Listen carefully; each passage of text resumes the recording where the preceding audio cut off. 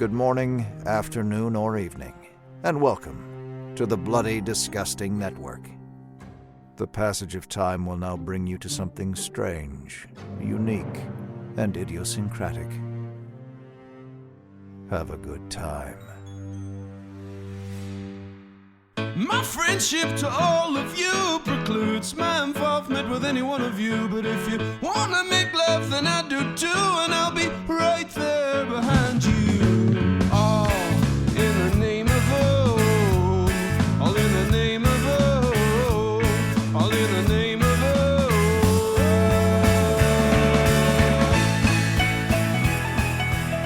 Greetings, constant listeners, and welcome to another episode of The Losers Club, a Stephen King podcast. I am your host, Jenn Adams, and I have an exciting episode for you today. And I got to be honest, I was really trying to find like a cute, like kitschy, I'm lost, and we got to find and keep or something. I could not make it happen. So I'm just going to tell you, we're talking about Stephen King's 54th novel, Finders Keepers, working title Losers Weepers. But ching! That's right, we're getting the band back together and shuffling off to Everytown, America to tackle the second book in the Hodges trilogy. But I'm not alone. We're getting our own podcast band back together in our continuing saga of all things Hodges. And joining us first, he just got shushed for trying to play his guitar in the library. Randall, say hello and tell us, what book were you obsessed with in high school?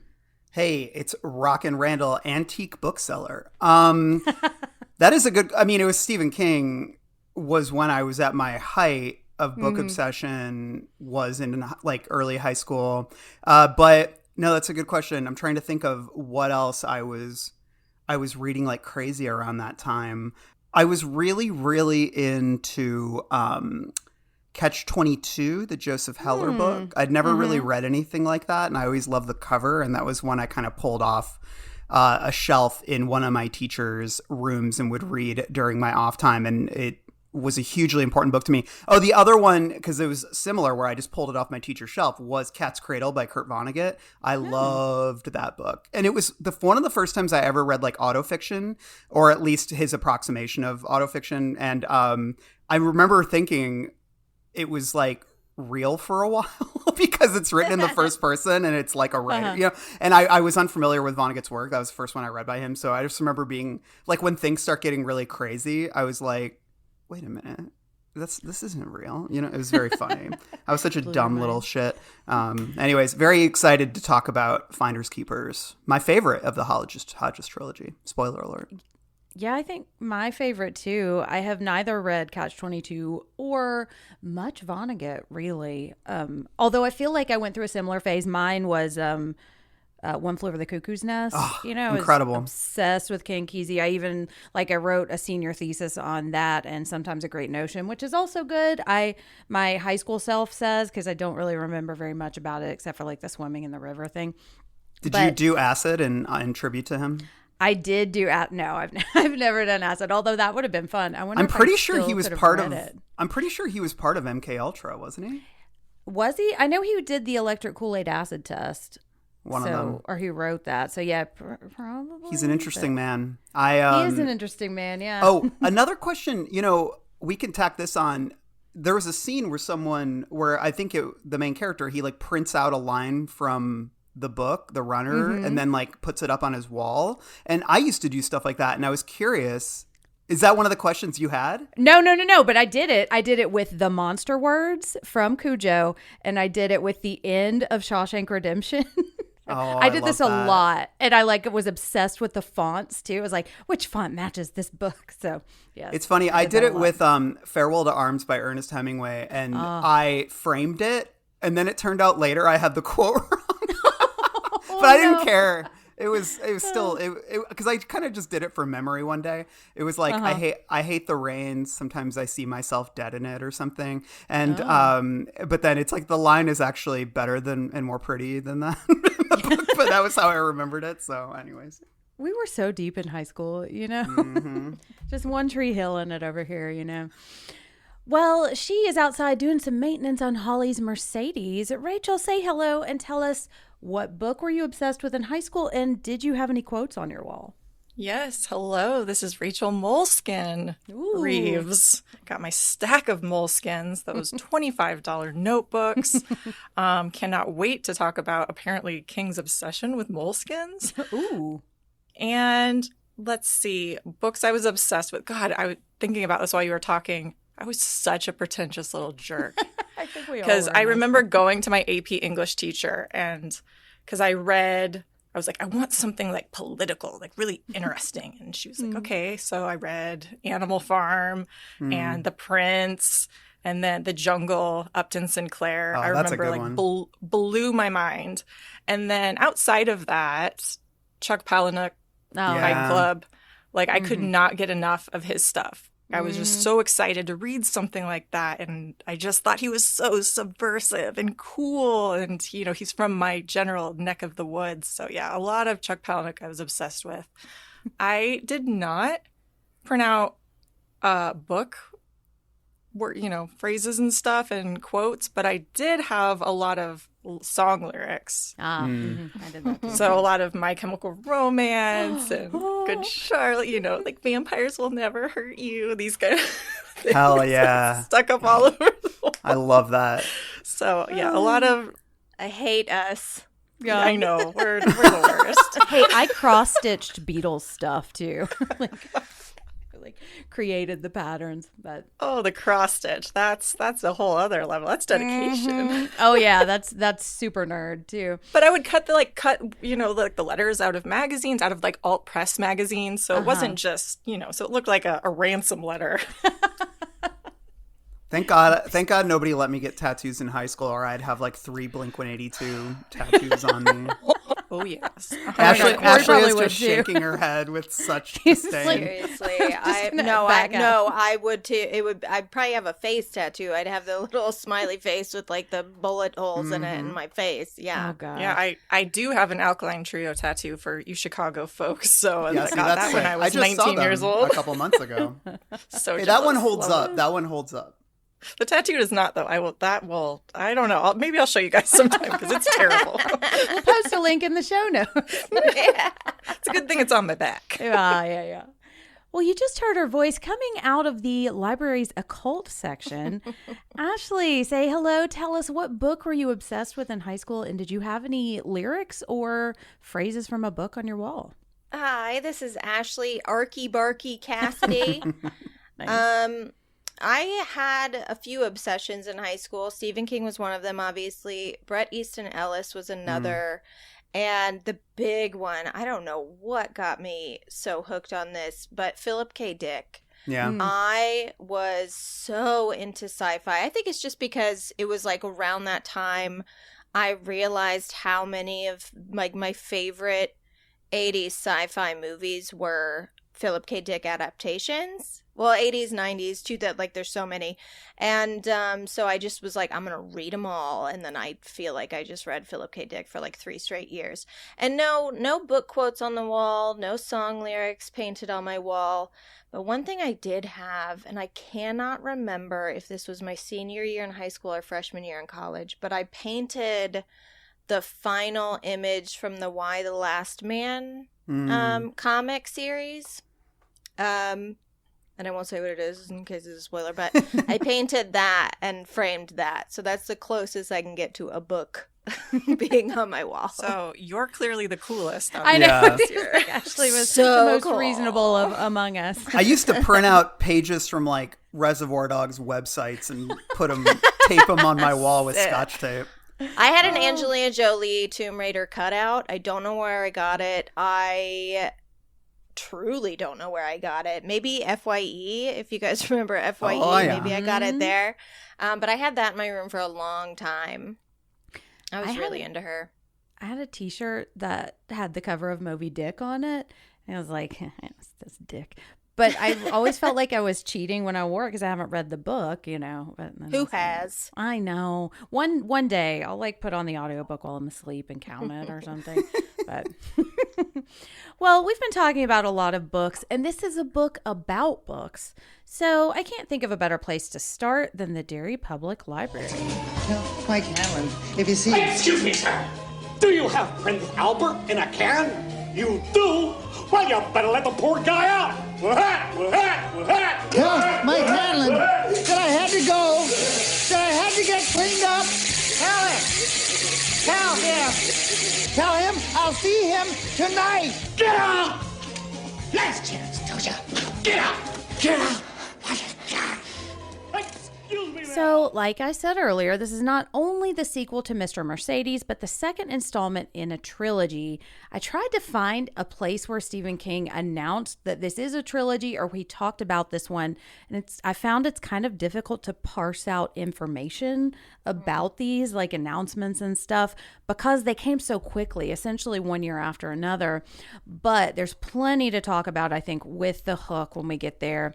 So, production. The book's cover was revealed on King's official website on January 30th, 2015. An excerpt was published in the May 15th, 2015, too many 15s, issue of Entertainment Weekly. And 15 is the new 19. 15 is the new 19. I know, it's cursed. But I thought like this was a huge deal the first time I saw a couple of these. And now I'm like, oh, we get this every time, you know. It's always like the first 2 or 3 pages, you know. I feel like this was a particularly good one, though, because it is just that first chapter. And it ends with, and then Maury shot him, which I thought. Which is really good, yeah. It is, yeah. It's a really great way to kick off the story. And then it was published on June 2nd, 2015. And this was almost 1 year to the day that Mr. Mercedes was published, which was June 3rd, 2014. This is also the year that King got the presidential or the National Medal of Arts from President Obama. Wow. It was later in the year, but the same year. And then what else was going on in 2015? Well, I journeyed back a bit. This was the summer of the blue/black or gold/white dress. Do we remember that? Do you know the update with that? No. Oh, yeah. This is crazy. What? The man who posted that picture, him and his wife, they like went on Ellen. Like that's how popular they got because of posting the picture of this dress. Well, he's in jail because he tried to strangle her. Wait, what? With the dress. That's not where I thought this was going. With the dress. But I bet it was about the dress. I bet it was like, I think it's blue and black. I know. Yeah. It's ruined our whole lives. Yeah. Yeah, that was, I remember, like, it was a simpler time when that's what we were arguing about on the internet, you know? Now we've got Hawk Tuah girl everywhere. Which I've somehow missed out on, equivalent. and I think I'm okay. This was also the year Jon Snow and McDreamy died, which was hard on me. Left Shark, Ariana Grande licked a donut this year. Left Shark. Oh no, I love Left Shark. Let me just say Left Shark. We all know. We know, yeah, we know. I would get a Left Shark tattoo today. That shark Oh. means so much to me. What if Left Shark and the orcas teamed up? That would be cool. Take down some Okay, yachts. I'm sorry to Yeah. do this for anybody, but do you know who the Left Shark guy is? The person in the costume. Did he strangle his wife? No, No, it didn't strangle the his Left wife. Shark dress. It comes full circle, though. It was the guy who got super wasted on the season finale of Vanderpump who got Oh kicked my out. God. Are you serious? I'm serious. No. So in there the you go. gold jacket?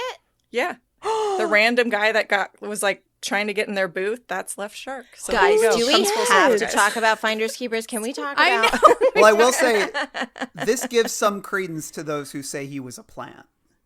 Mm-hmm.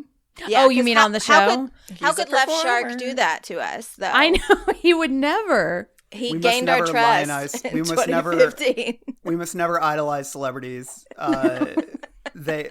They are not to be trusted. Even Even Left when they're Shark. wearing all gold. You know, Yes. they're Now literally Ashley gold wants to get the idols. tattoo more. Anyways, I'm gonna get please, the Left Shark tattoo, Anyways. removing the shark head. please listen to this quartet discuss Yes. Vanderpump Rules on the Patreon, patreon.com/The Barons. We literally have an hour episode about it. We sure do, yeah. Just a plug there. Continue, Jen. And the number one movie of the year, it's a Dan Caffrey favorite, and I am also an apologist for it. Do you know what I'm going to say? I'm assuming it's a Jurassic Park movie. It is Jurassic World. Yes. Oh, boy. So, yes. Hate that movie. Oh, well. Turned it off halfway through. Made me angry. I have a soft spot for it, Well, but that's yeah. a topic for Another plug. plug, Jurassic Park Crichton Cast coming to the Patreon, patreon.com/The Barons next month. Boom. That's right. Cause a wheel. No Jurassic World talk. That is my promise to you. I know Dan's going to crash it. Okay, yes, I will agree with that, although I do like Jurassic World. Okay, so my question, after all of that, did we need a sequel to Mr. Mercedes, and do we want one? Rachel, what do you think? Need is a strong word. However, this was kind of the best way to do it. Like, I'm stoked with what we got. You know, we'll get to end of watch later, but right now, this makes it worthwhile for me. But no, I don't necessarily think you did need one. However, I'm not surprised we got one, especially now that we know how King feels about Holly and how she kind of got involved and came back. But I don't know. Need is a very strong word. Yeah, and I think we just got some new information about what the next Holly book is going to be today. So I'm sure we'll be talking about that on a future episode. Ashley, what do you think? Did you need a follow-up to Mr. Mercedes? I mean, I didn't even finish Mr. Mercedes. So, no, I didn't. And that's something I didn't know I was hoping we would touch on today, because was this planned as a trilogy? I saw a couple people talking on Reddit, which, you know, is they're the experts on everything over there.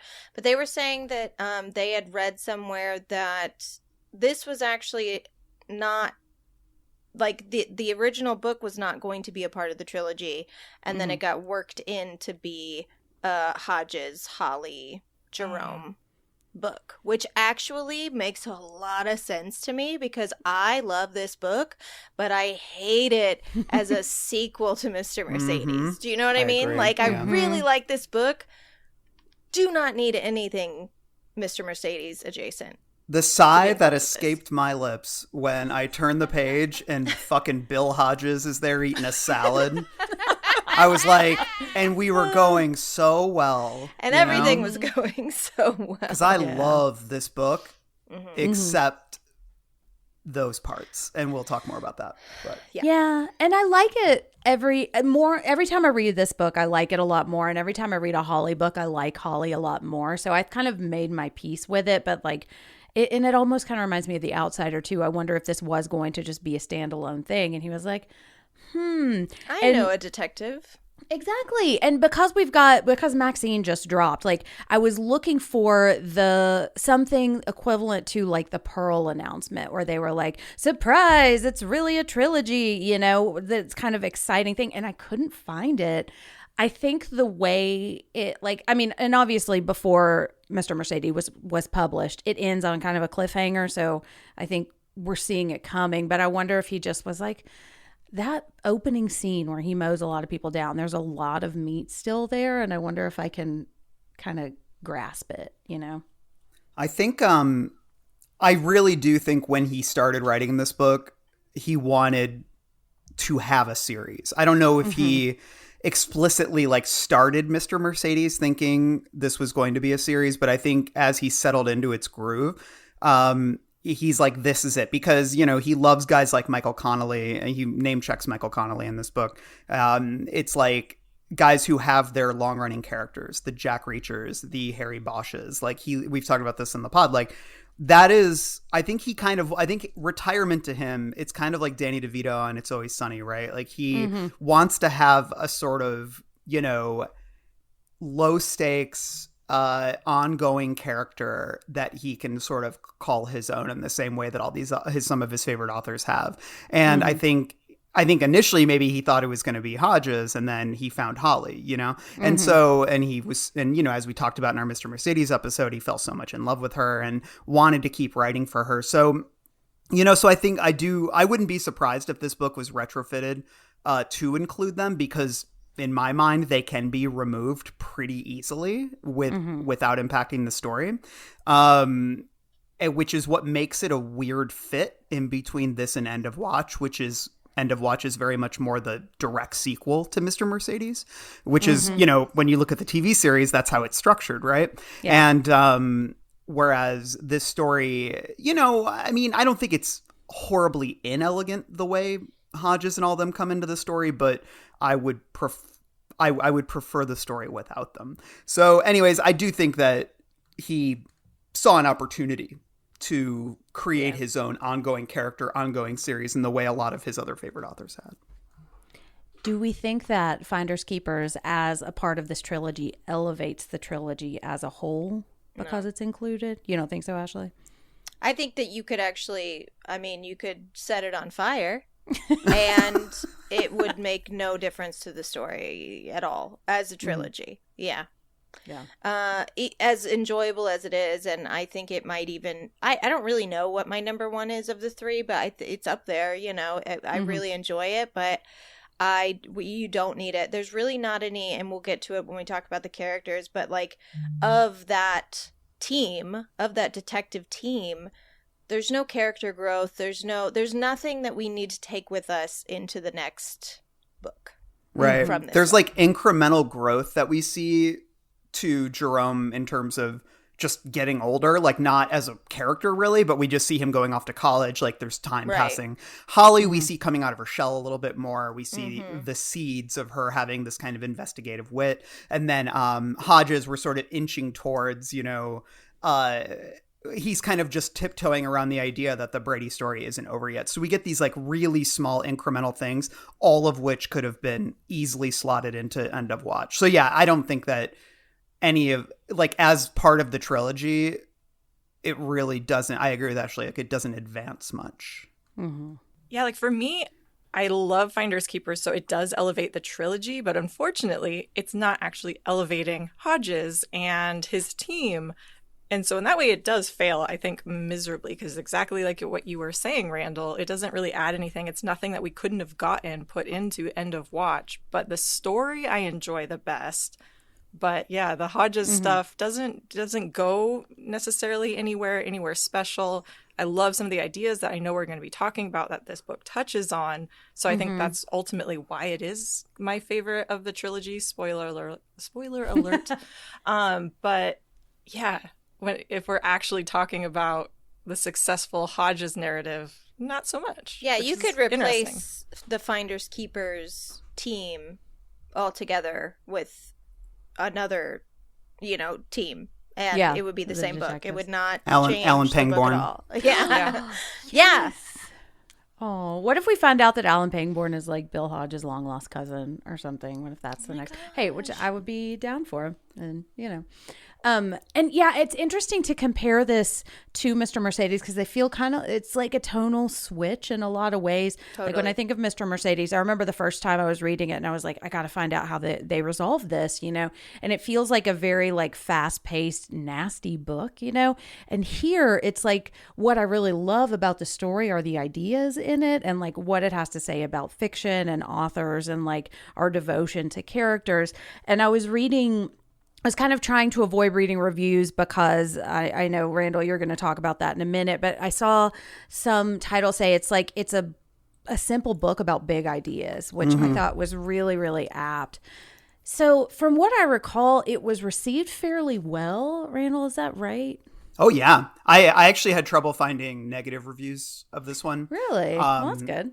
Yeah, I think, although I think this is kind of, I don't know, like, this is sort of around the time that people really started, I think, acknowledging that King in some ways was treated unfairly by the press in earlier years. Like a lot of the snobbery of, and I say that not wholly derogatorily, just like I think some of the snobbery of the, kind of media elite book reviewer kind of thing was going out the window a little bit, and there was becoming a bit more of a bigger embrace for genre fiction and things of that nature. So I don't think people are, especially around this time, were reviewing King as harshly as perhaps they used to. Although again, not that I think this book deserves it, because I think it's a pretty good book. It's also relatively, like, it is about some big ideas, but it is a pretty, this is out of all of his crime books,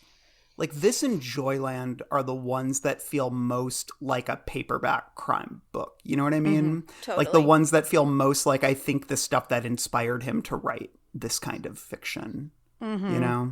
Yeah, you get this small town. I mean, this stuff literally happens in the same house. Right. Yeah. Like it's a small space that everything is happening in and operating in. Like I know Jen, you've talked about this too. Sometimes I have a problem with like the Dark Tower, like keeping the map straight. Where are we? What does this look like? But I feel like I kind of understand what this neighborhood looks like, where the rec center is, that little patch of undeveloped land. I feel like I have a good idea for the space and how these people are moving around in it. And so in that way, it feels, I love Agatha Christie. It does feel like, kept thinking about Hodges being like Miss Marple. Like, would they get along? Do you think they would hook up? Like, but kind of that sort of thing where it's like this little town and just he's solving these little mysteries in his little town with his little friends, having tea, eating a salad. Well, they did hook up, we don't have to do this now, but I think there's a lot of insight to be gained by comparing like Brady and Morris as characters, because I think that just their presence and their development and their presentation explains a lot about, Jen, what you mentioned, which is like different vibes. And I think what you're saying, Rachel, is a bit of a smaller scale. Brady represents something I think much larger in culture, like a cultural force, whereas Morris is a much more like individual character. And I'll elaborate on that more later, but Well, what kind of reviews did you find for this one? Yeah, I can get into them. Like I said, most of them are pretty positive. I've noticed like Janet Maslin at the New York Times, who, she's an old school Times person. She really, especially after Under the Dome, like really jumped on the King bandwagon and almost to me seems like an apologist for King, I think a little bit like a super fan who is also one of the most prominent critics, because it's like she can be critical of him still. Like she didn't like Duma Key and she talked about that, which what the fuck. And then she also didn't like Dr. Sleep, which is more understandable. That would be my what the fuck. Yeah. I'm a Dr. Sleep apologist. How dare you? So it's like, but anyways, she reviewed this and she seems to review all the Kings and she usually has like really enthusiastic things to say. And so she really loved this book, but she also really loved Mr. Mercedes. So she's comparing it to that a bit. She says, while it doesn't have the high drama of that opening installment or the fireworks that most likely will cap off the stories of these characters, it has greater depth and time for reflection. And it considers one of Mr. King's favorite subjects, the dynamic between famous authors and their fans. And then she adds, incidentally, this is the only criticism that was in the review. She says, incidentally, the famed catchphrase by Jimmy Gold, frequently repeated here, is neither catchy nor credible. Holden Caulfield would call it lousy, which is a very snarky book critic thing to say that is also accurate. Yes, it is accurate. So, and then this is from The Guardian. At fewer than 400 pages, Finders Keepers isn't a long book by King's doorstopper standards, but it's expertly plotted, a series of pieces falling into place with almost audible satisfaction as the author burns towards his suitably horrific climax. Just as Pete and Morris are with Rothstein, once you're hooked, you're hooked. I completed the novel in the small hours despite an exhausting day of planes and trains. I just couldn't leave be. At the rate King publishes, it must have been written after the death of J.D. Salinger and after the rumors of the cache of novels he kept that were never published.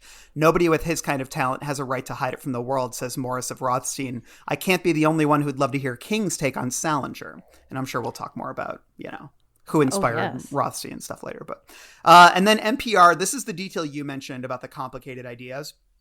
NPR said, what matters more, knowing every detail or understanding the big picture? Can you ever hold a writer responsible for his work, or does a reader's interpretation change things? Most important, perhaps, is the question of how we read other people. Most of the characters in this novel have their vision clouded one way or another, a mistake that can be costly. Stephen King sometimes writes complicated books about simple things. Cars, baseball. Here he writes a simple book about complicated ideas. And if at first you think Finders Keepers is meat and potatoes King, just wait. The dessert is really satisfying. And then finally, I think probably the most critical review that I found, and I'm sure there were a few, but, I did my best, is from the AV Club. They said, The real question that hangs tantalizingly over the story is who will wind up with the unpublished Rothstein notebooks, which complete the Jimmy Gold cycle so perfectly that it's an open question why Rothstein hid them away in the first place. King's refusal to even significantly address that question is one of Finders Keepers' biggest disappointments. Not because it's crucial to the story he tells, but because it's crucial to making it something more than a string of elaborate character-building exercises leading to a throwdown. Morris and Pete are both well-drawn, familiar King types, the stymied crazy obsessive and the innocent knife just starting to wake up to the realities of the world. But their story lacks the deeper, more resonant themes of a book like Misery, which is openly about more than whether one hapless author will survive one possessive fan. Misery is a painfully personal book about creativity and survival, touching on King's feelings about his writing drawing him out of a bad place in his life. Finders Keepers misses a chance at a similarly larger scope by dodging issues of Rothstein's intentions and whether the world has any obligation to honor them. His unpublished works are apparently wonderful and crucial to a series that without them communicates exactly the opposite of what he intended to say about life. Amid all the detail about Morris's sketchy past and awful mother, and about Bill Hodges' new diet and new lease on life, and about Pete's discovery of literature and subsequent schoolwork, King skims both on Rothstein's perspective and on any significant questions the characters would naturally have about it. Where his notebook should represent a larger story about who owns art, they're mostly just a generic MacGuffin. And I thought that was an interesting criticism that I hadn't really thought of too much, but I think does explain, some feelings that I had. So.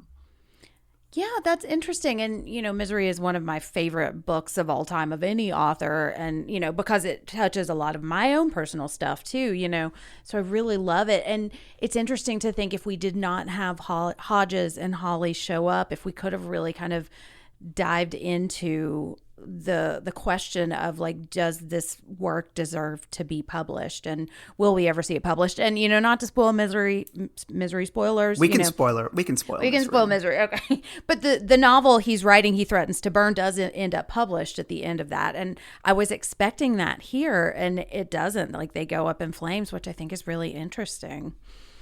And that's definitely something we're going to talk about. I want to talk about the inspiration for this in the hook a lot. Before we do that, let's go to our next category, which is structure and format.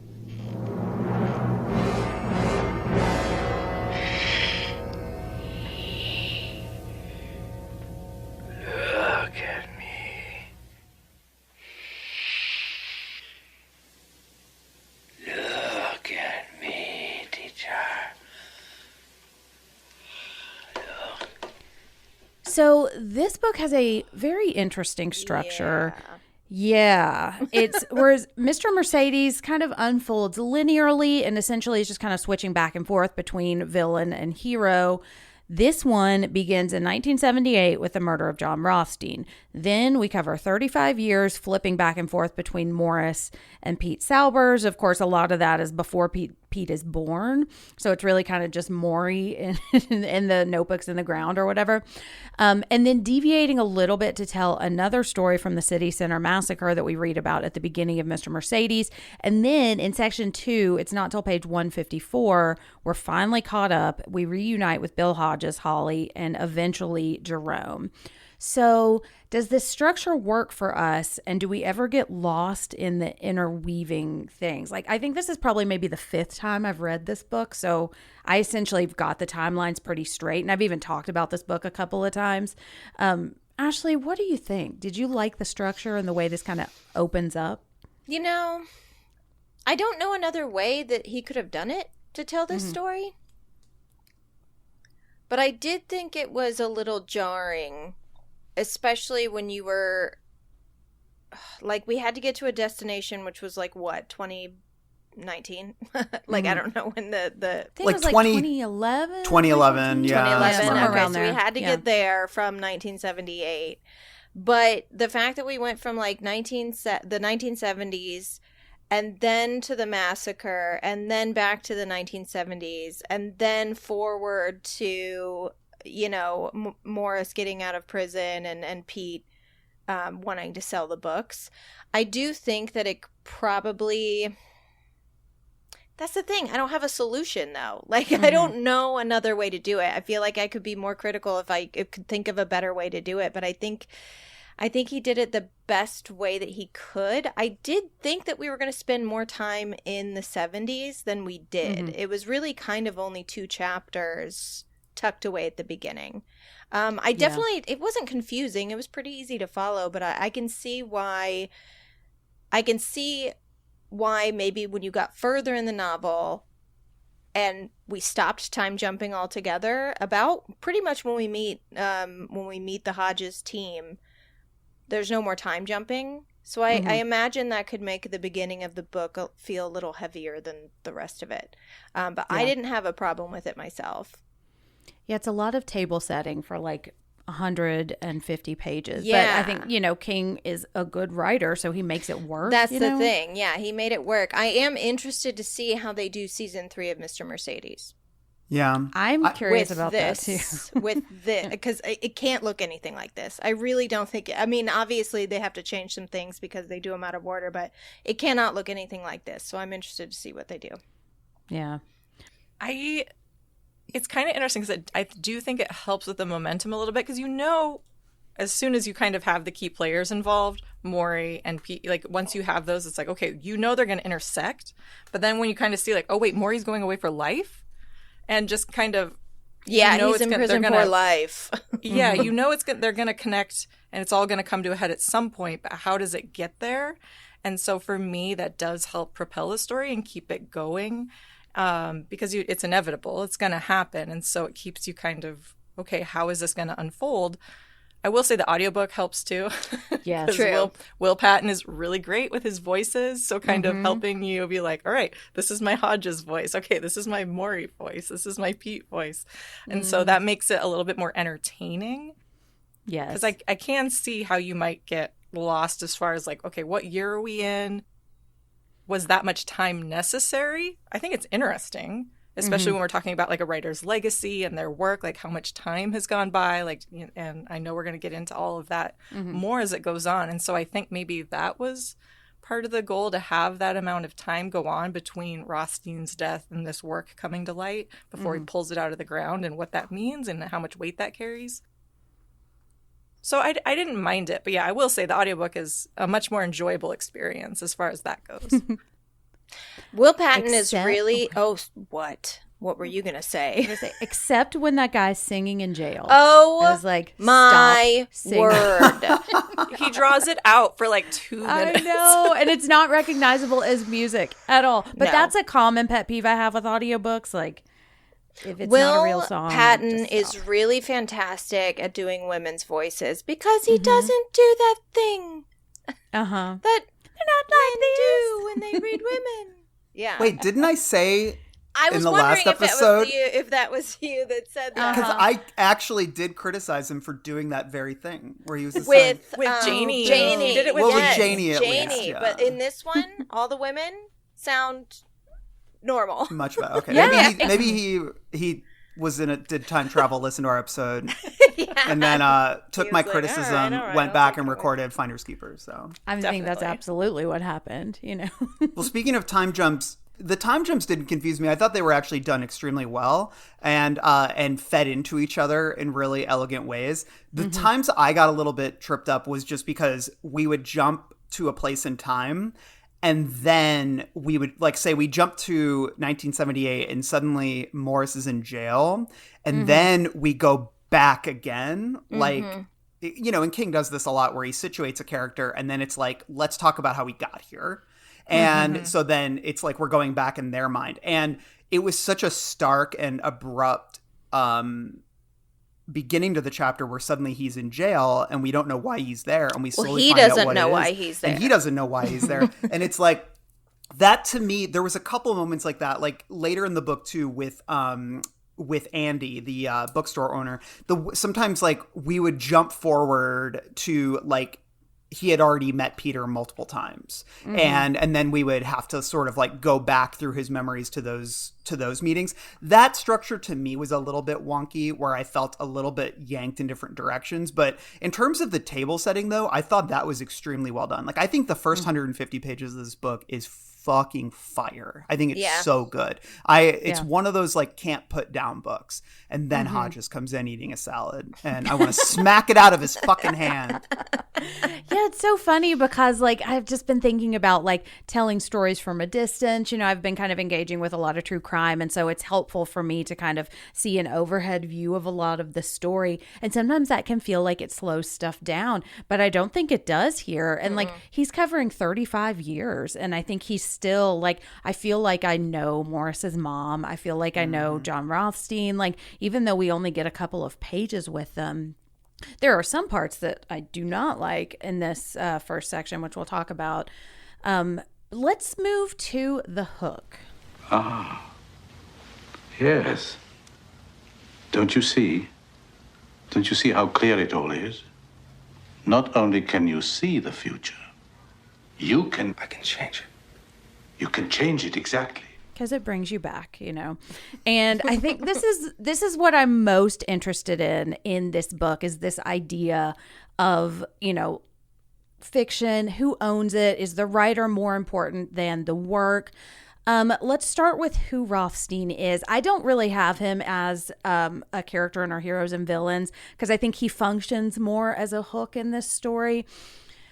He seems to be an amalgamation of John Updike, Philip Roth, and J.D. Salinger. And he even mentions Updike on page 420. And, I have to do my little take a hit real quick. Exactly. So have any of us read any of these people? And would we want to read The Runner? Randall, you were kind of mentioning Salinger earlier.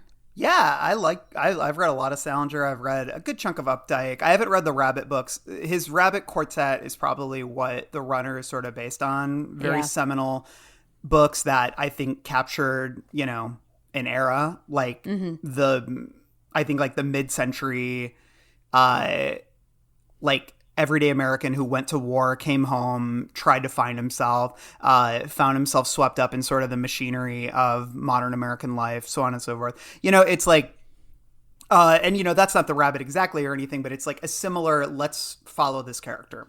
And then who was the other author? John Updike, J.D. Salinger. Philip Roth. I've actually not read Roth, which is a huge blind spot for me. Several other people on the pod, Mike, Justin, Kath, they're all big Roth heads. So, but obviously the namesake is hugely important there. And then, there's a little bit of Thomas Pynchon there too. Not necessarily in content, because Pynchon's books are a lot weirder, I think, than what Rothstein was writing. But Pynchon is also one of the most like reclusive guys, like, and he actually really commits to the bit even more so than Salinger. So it's so yeah, I enjoyed the sort of amalgamation of all of these very, capital V, capital I, very important American male authors that, form this here. The Runner, I mean, I probably would have loved it if I grew up reading it or something, it's, or like I was new to literature. That's not to say that it's like I wouldn't enjoy it, but I think there are certain books like that they can ignite one's love for literature, Yes. Yeah. And that's definitely something I want to talk about. And I think especially when the protagonist is a younger person too, and from what I understand about the Rabbit series, it starts kind of where it feels like The Runner ends, and, I don't know if have any of y'all read Updike or Roth or Salinger?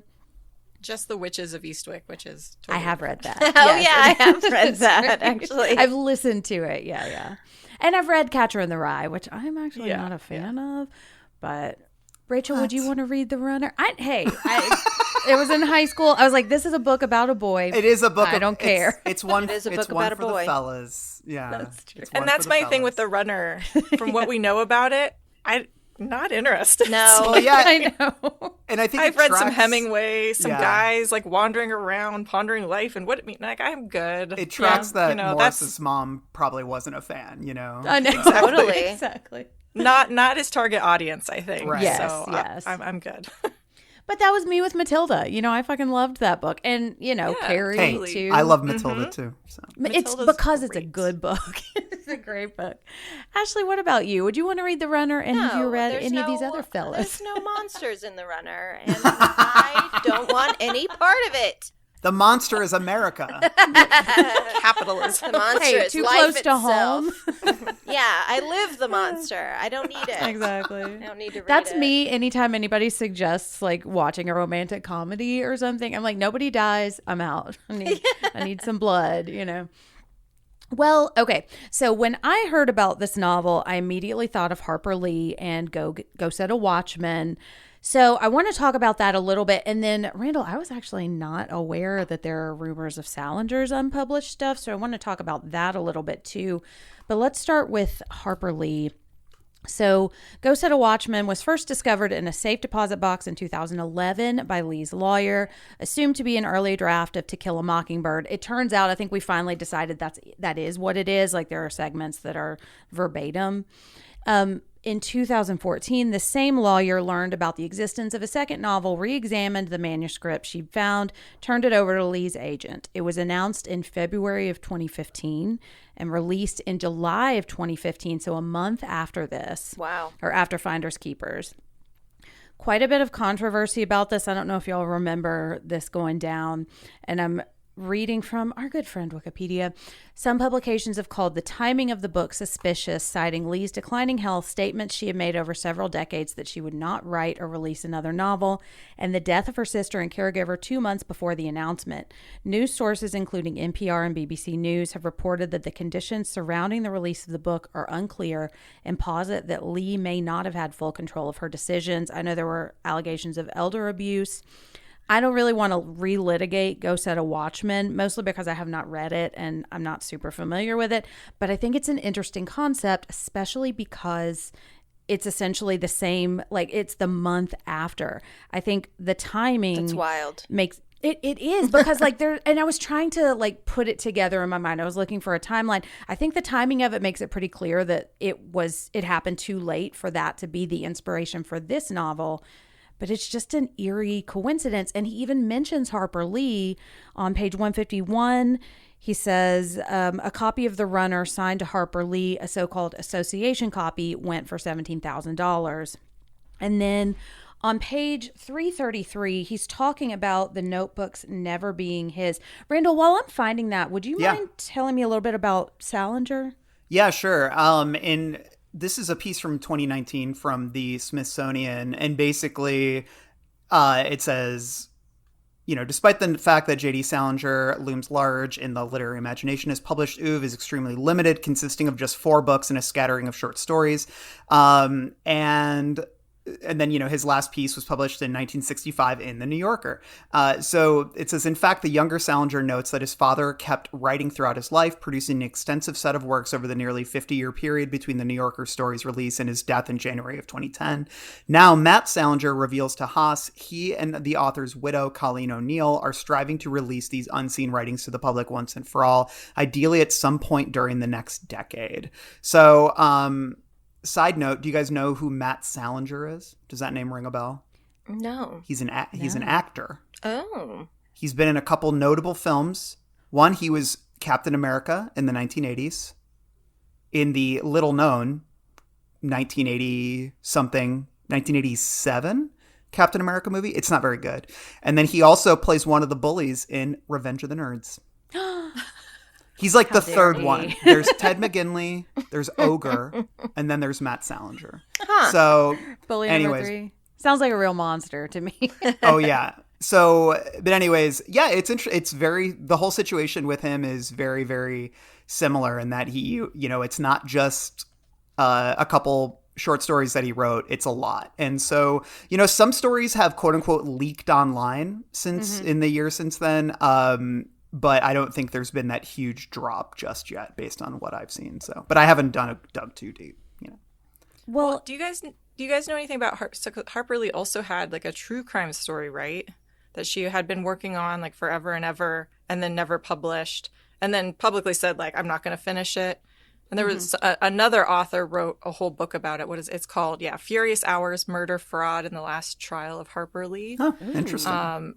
And so that I think came out before this, or at least like she had talked about it before this. So, because it's just interesting the timing. I'm just wondering like maybe King knew about this versus the the To Kill a Mockingbird stuff, because that came out after, right? So Yeah. it's kind of Yeah, I think the odd Salinger timing, stuff had but- been floating around for quite a while, because the piece I'm reading is basically them saying they want to release the stuff, but Gotcha, yeah. it was in the air. So I think that Salinger was probably the direct inspiration, but I think he, really tried to sort of merge him with other important American writers, And I wonder what King himself has in his drawers and on his He shelf. claims nothing, but I don't believe it. I don't believe I don't that either. for We've one got- second. I know. And we get Blaze, and then I always think about in Bag of Bones when he's talking about like the chestnuts that he's saving away. But then I was also recently rereading the introduction to Nightmares and Dreamscapes, where he talks about like how some of this is new and some of it is old, but anything that I still have in the chest that's not in this, I'm throwing out, or not necessarily throwing out, but I've deemed it not publishable and I'm moving on, But I think anytime King writes about a writer, I think he's in part writing about himself. I think he is kind of an autobiographical writer, just in a sense, in everything he writes. And that's part of why I love kind of dissecting his stuff. And I think I'm trying to figure out where he lands on this, because on page 333, he writes, "The notebooks were never just his. They were never just Rothstein's either. No matter what he might have thought, hidden away in his New Hampshire farmhouse, they deserve to be seen and read by everyone. Maybe the little landslide that exposed the trunk on that winter day had been nothing but happenstance, but Pete doesn't believe it. He believes that, like the blood of Abel, the notebooks cried out from the ground. If that makes him a dipshit romantic, so be it. Some shit does mean shit." So my question, and kind of what I want to talk about here, is, do we have the right to work an author does not want to publish? And how do we feel about publishing things posthumously that we know the author made the conscious decision not to send to his agent? I mean, no. I don't think so. I don't think we have the right to anything anyone's created unless they sell it. Or give it away. I kind of agree. Yeah, and I remember hearing the Harper Lee thing and just thinking, I don't think she wanted this out. Like, if and she wanted seeing it out, she would have get not published great it. reviews. Exactly. And I was like, that I don't like how that is kind of becoming a coda to her legacy. Did you guys read or watch the series just came out on Apple, Dark Matter, Blake Crouch? No. Okay. Then never mind. Goodbye. Don't want to spoil it for him. Not going to spoil it for you guys. Now, there's just a very small scene where a person who is an artist had made something, and this person's husband put it up at a gallery knowing that she wasn't done with it and she wasn't sure about it. And it was just that. And like, he thought she would be just like so blown away by this gesture, and she was absolutely crushed. And I think anyone who's ever made anything would feel the same way about like it wasn't done. I wasn't even done with it. Yeah. I mean, can you imagine? No. Would you want your drafts, your tweet drafts, like all of a sudden like published, or like I who don't knows, even want my your random notebooks? Yeah, I don't even want my unedited podcast episodes to I know. see the light of day. Exactly. Okay, See, this that thing would takes be work. mortifying. I just can't imagine. Like, I think it's so wrong. Unless it's like, it's one thing if it's like, oh, we dug up this student film or something. That's one thing, because, okay, they buried it, but it existed. It's out there. We just found this, and it had already been, I feel like that's a little bit different, where it was like, oh, we found this Stephen King thing that he wrote in this magazine we never knew about. That's a little bit different because it had already been put out in the world. But if it's something found in a drawer that this person clearly never wanted, and they wrote it years and years and years ago and never wanted released, no, big no. I think that's so, I don't know, cruel. Well, I think King would agree with all of you guys. Yeah. I think, I do think it's worth because I'm kind of two minds about this. I think this is a really good question. And one of the things I think King puts his foot down in a way in the book about this, but I don't think it's that simple. I think through his mind, he's saying, yeah, respect the fact that he didn't want to release them. The thing is, once you reach a certain level of fame and people do crave your opinion, your writing, your thoughts, and all of that sort of thing. When you create something, you run it exists in a form for people to read it. You can't expect them to not read it if it finds its way into the world.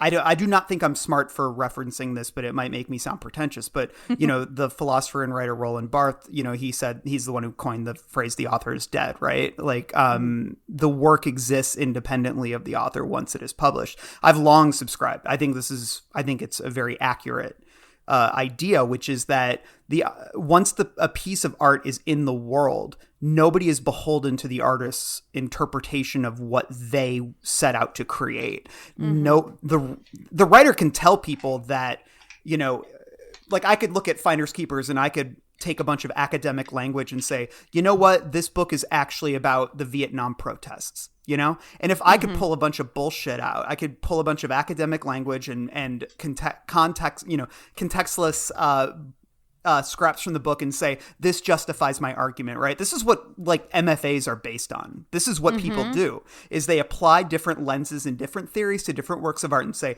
this is why this book is queer. This is why this book represents, suffrage. This is why this book represents this. Sometimes it's a great way to look at art because you look at it completely differently and you're like, oh my God, that is actually like my friend asked me to watch Saw with him. He doesn't, or no, not Saw, Hostel. He goes, I've heard things about Hostel and I want to watch it, but I don't like these kind of movies. Will you watch it with me? Because he knew I liked horror. I said, sure. After we watched it, he stood in front of the TV and he gave the fucking most compelling argument for why this book was about suppressed homophobia and like self-hatred, like a gay man's self-hatred. And I did not pick up on, and don't get me wrong. And he even said, he goes, I do not think Eli Roth was trying to make that when he made it, but that was his read on it, and it made complete fucking sense to me. So that's a good example of it, but there's also a lot of bad examples of it.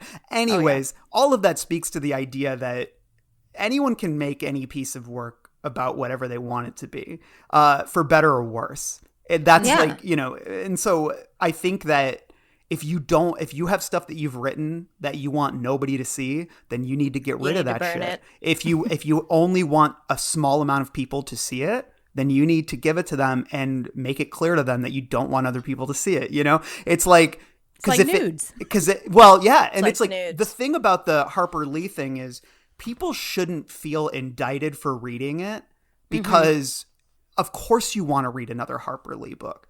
The person who should be indicted for it is the person who put it out into the world without her permission. That is a sin. Reading the thing that is in the world to me is not a sin. For sure. Because it, and again, there's I'm sure there's exceptions, but it is, I think sometimes we try to put the onus on consumers when that's not, consumption isn't politics. It's like, and so that's what I think this book is wrestling with. King very much says like, he didn't want it in the world. Burning it was the right thing to do. And Peter is just like, I was almost weak and I almost did put it into the world. And he feels so shitty about it. And I think that's a totally valid response. But I also think at the same time, this is like an absolute moral question to reckon with that doesn't have an easy answer. And especially in this instance where we're not sure if Rothstein was going to eventually release it or not. You know what I mean? And that's like what's crazy about it. So again, I'm of two minds. Hold on. I wrote out something here. I just want to make sure I'm getting my point out. But I guess like the thing that is interesting for me that butts up against this question, Jen, is the whole idea of like fandom culture, right? Because it does butt up against each other. This whole notion of like when they say, when there's this line, I don't have it in front of me. Maybe one of you guys had it, where it's like they think the writing is more important than the writer. I got it. Yeah. Yeah. That if you want to read it, I think that's important. Yeah, and that's what I wanted to talk about next too.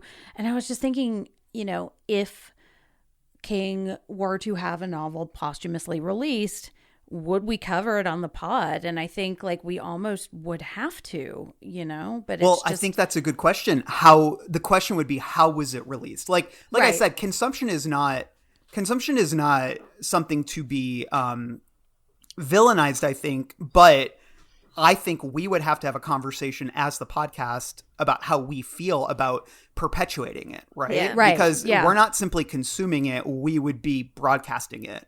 And that is a different... And profiting off of it, and too. profiting off of it, which is that's where it gets icky. And that's a really Yeah. good point. Rachel, do you have the quote?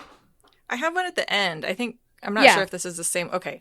Yeah, it's Red Lips took the life of a great writer. And why? Because Rothstein dared to follow a character who went in a direction Red Lips didn't like? Yes, that was it. He did it out of his own core belief that the writing was somehow more important than the writer.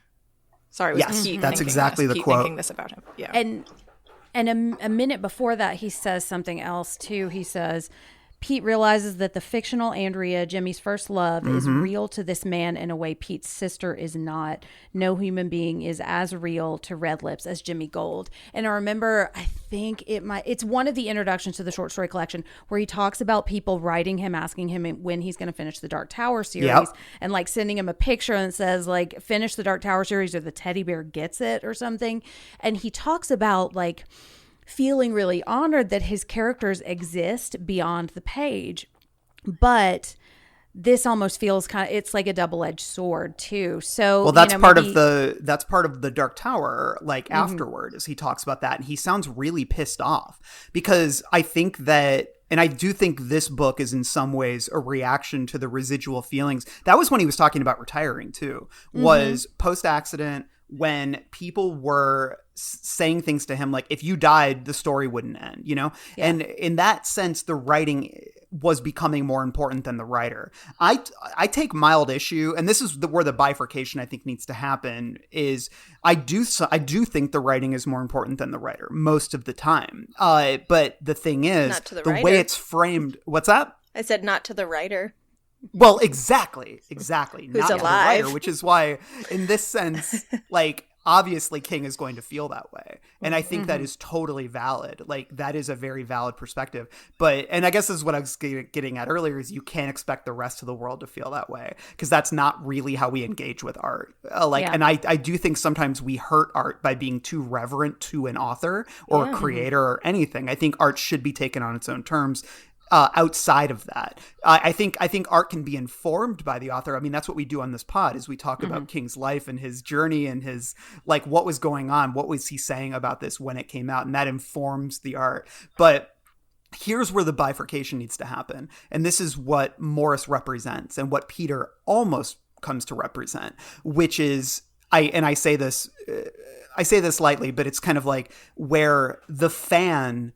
And this is something that has come in Misery, in Lisey's story specifically, where the fan believes that they have a right to the writing that the writer does not, that the writer must bend to them, like bend the knee to them and write the thing that they want. That's what King was pissed about during the Dark Tower idea, is that, you are yelling at me to finish a thing that takes fucking time and effort and a huge part of me to finish.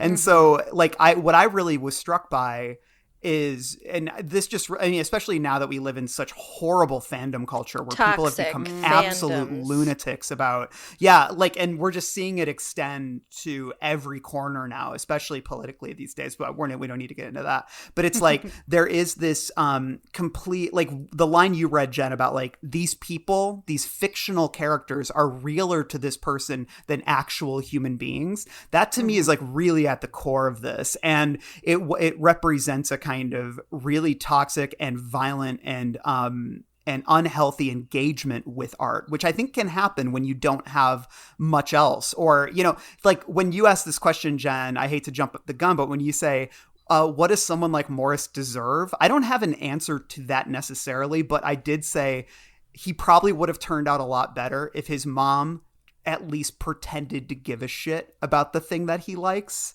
Because I think that when you're young and something impacts you so profoundly, and the person that you respect more than anyone tells you that thing sucks ass, it's going to breed anger in you and defensiveness rather than cultivate a healthy relationship with art. Like, and I think it's notable too that she's an academic. Like this woman who sort of like created this monster in many ways is an academic, because it made me think of Lisey's story, because who sicks Jim Dooley on Lisey? It's the academic guy. It's an academic. Yeah. King hates academics. And look at Holly, right? No spoilers for Holly. But look at Holly, which is also about academics. It's like King hates those fuckers, and I don't blame him because they are really annoying. And this is what I'm getting at with like when you interpret a piece of art however you want, right? Like I was talking about like MFAs and PhDs. So, but I think like there was that line where Peter basically, he almost says, this book changed my life. And he goes, no, it changed my heart. Yeah. And that to me was really powerful, because I think this is what King is getting at, is like, it's better to think of it as changing your heart than your life, because fiction can work. Like, I think it's healthiest to be like, fiction works on your heart and your soul because it can be this sort of like reflection of the world that helps you feel more engaged or normal, or you can appreciate beauty in a certain way. But it's not healthy for it to influence the way you live your life, your relationships, you know, because, and then there's that line right at the end where Hodges sees Peter over the trunk, and he goes, the look on his face says, I never owned this. And I think that's the big thing too, which is like, you can't own a piece of art. It is not yours. It is not meant for you, because that's what Morris says at the beginning, right? When he kills him, he's like, you took this character this brilliant character, and you ruined him. And that is personally offensive to me. And then he kills him because of that. And that's, you know, and that's the same thing in Misery, right? Like, you can't kill misery. It's and I think this is something King probably has nightmares about, is him doing something to a character that somebody loves and then them putting it back on him. And but it's like, dude, it's just art. And art can mean so much to people. Yeah. And that's good, but you have to be able to separate art from reality. Yeah. And that's what, you know, and I think that's like the real thing that King's getting at here. And sorry for the belabored sort of discussion, but I do think it's interesting to separate the kind of idea of, it's not one thing, the idea of writer versus writing. It to me is a very complex moral question. It's like that NPR review about like, these are complicated ideas. I do think King puts his foot down and has a stance that totally tracks, because like you said, Ashley, of course the writer feels that way. Well, I loved seeing the juxtaposition between Morris Bellamy's relationship with Rothstein's work and Pete Sauber's relationship with Rothstein's work, because Morris was obsessed to the point of pure hatred for the creator when the story didn't end the way he wanted the story to end, going far enough to literally kill the author and eventually burn himself to death. It destroyed him.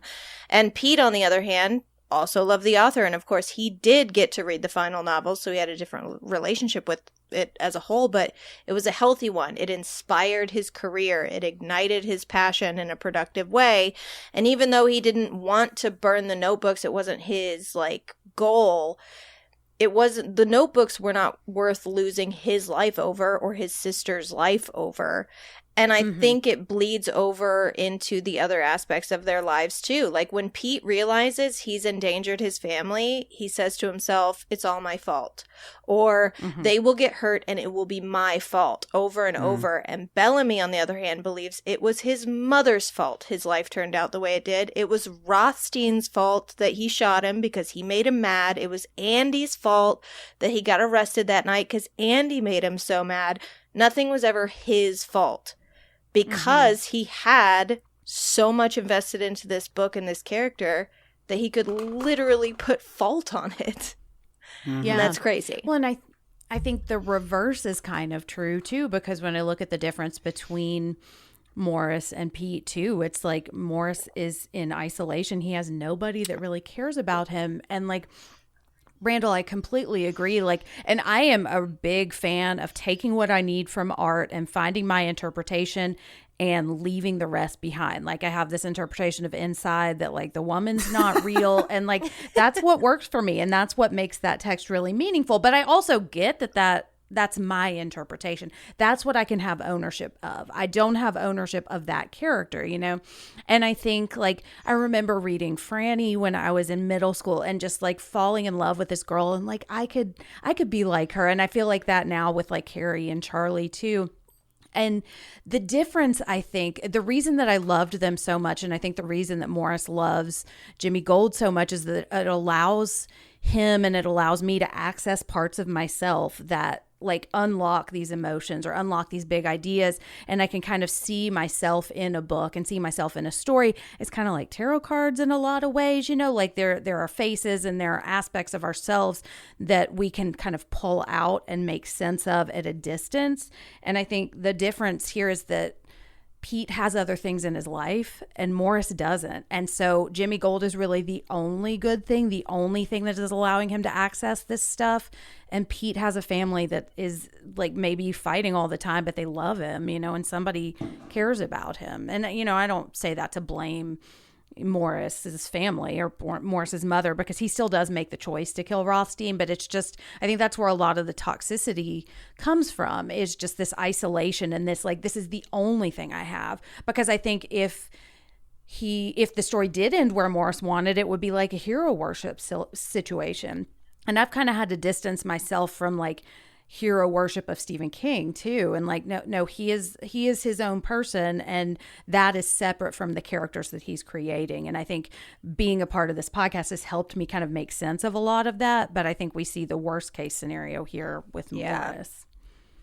Yeah, you see the best and the worst. Yeah, you know, it's exactly. kind of the best case, the bookends. Yeah, the best case scenario for a creator. Like Pete is who you want to have as a fan. Like that's what you want. I would imagine anybody, whether it's a film, a book, or whatever, you would want somebody to be positively affected and take it and improve their life. And then you've got the other opposite with the Morris, which is terrifying. Yeah. Even Pete says he was on the verge of becoming just like him at the end. It's like, it is a thin razor wire. And it's like, and I do think that, and I want to talk about this more when we get to the characters, because I think Morris is like, don't get me wrong, bad dude, but I find him very sympathetic, and it's in the same way that I find Harold Lauder sympathetic. And I think that they are like made of the same cloth, and we can talk about that. But it's like, but yeah, I love everything you guys are saying. And I do think just like that relationship with the artist is, and that's why, you know, I'm always squirrely when I tell people that I host a Stephen King podcast, because I don't want them to think I'm like a parasocial fan. It's like, I'm like, I like to think I have a really healthy relationship with this, because it's like, we are critical, and there is this distance between what I view as the work and what I think about him as a person. And what I think about him as a person should have no bearing on the art. I mean, there are exceptions, but it's like that to me is where a lot of arts criticism has gone wrong in the last 10 years. Is we've really gotten into this habit, and I say we is not us, but the critical sort of cognizanti of flattening a creator's public persona with their art. And I just find that deeply unhealthy to the actual act of critique. So so I don't know. I think all of those ideas are packed into this like tawdry crime story, and that's one of the reasons I admire it so much. Even like he mentions that story about the house, how the house is always hungry. It's like, we're the house. We're always hungry. No matter what we get, we always want more, but yet you need it's shelter. It's a basic need. And for the writer, you need your fans. You need people to engage with your work. So it's kind of like this catch-22 relationship where you constantly got to feed it. Yeah. Great point. Yeah. Don't necessarily like what you're going to get back in return. Well, think about that. Like think about just remember when Arrested Development dropped new seasons and everybody was like mad about it? And it's like, imagine how the creators felt. Well, not everybody was mad, but people didn't like it. But it's like, you know, you guys have been screaming at me for more. Here and then now you're saying this sucks ass, give me more. That is not suck ass. You know what I mean? And it's like, that's I think something that especially prolific creators. Yeah. What'd you think? I wanted to make something you didn't like. You think that was my goal? Exactly. I set out to make something that we spent all this money, time just to flip you off. Knife. Yeah. I still do stand by that. Daddy needs to get his rocks offline in that one's, season 4. Yeah, that's great. But and what I'm saying though is also like not that we must like the thing that they give us. Right, it's just that don't be an asshole. Like and understand that the writer and the creator does not owe you anything. Yeah. Is like the number one fucking rule. And so, anyways. I'll leave it and at that's that. the thing. Like, I get so frustrated when people say, like, Stephen King doesn't write good endings, because I think his endings, for the most part, are great. They're just endings you don't personally like, or you didn't see coming. Exactly. Yeah. And I find so many times when I didn't like the ending, I like it so much better the second time because I see where it's coming from. Exactly. I did not like Under the Dome the first time I read it. And then I read it again. I was like, oh, okay. Well, and especially when you have the full picture, then you can see all the little things that led you to that piece that maybe you missed on the first time around. Yeah. Yeah, and it's interesting to think, too, about Rothstein sitting and writing all of these and, like, laboring over these 2 novels that Pete says are very good, and I trust his opinion because he seems like a pretty smart kid, and just never wanting to share them. And, like, considering everything we talked about, like, I could see Rothstein saying, no, I don't want to give you this because then it stops being mine, and I don't want to have to deal with your interpretations of it or whatever. And I think about that, too, because that's one of my favorite things to do with Stephen King. It's to try to figure out where he is in his life, what he's doing. And, like, and I want to be very clear, like, I've speculated a lot in particular about, like, his sobriety or his relationship with his family. And that is my interpretation. What's actually happening is none of my business. Yeah. Like, that's his personal life.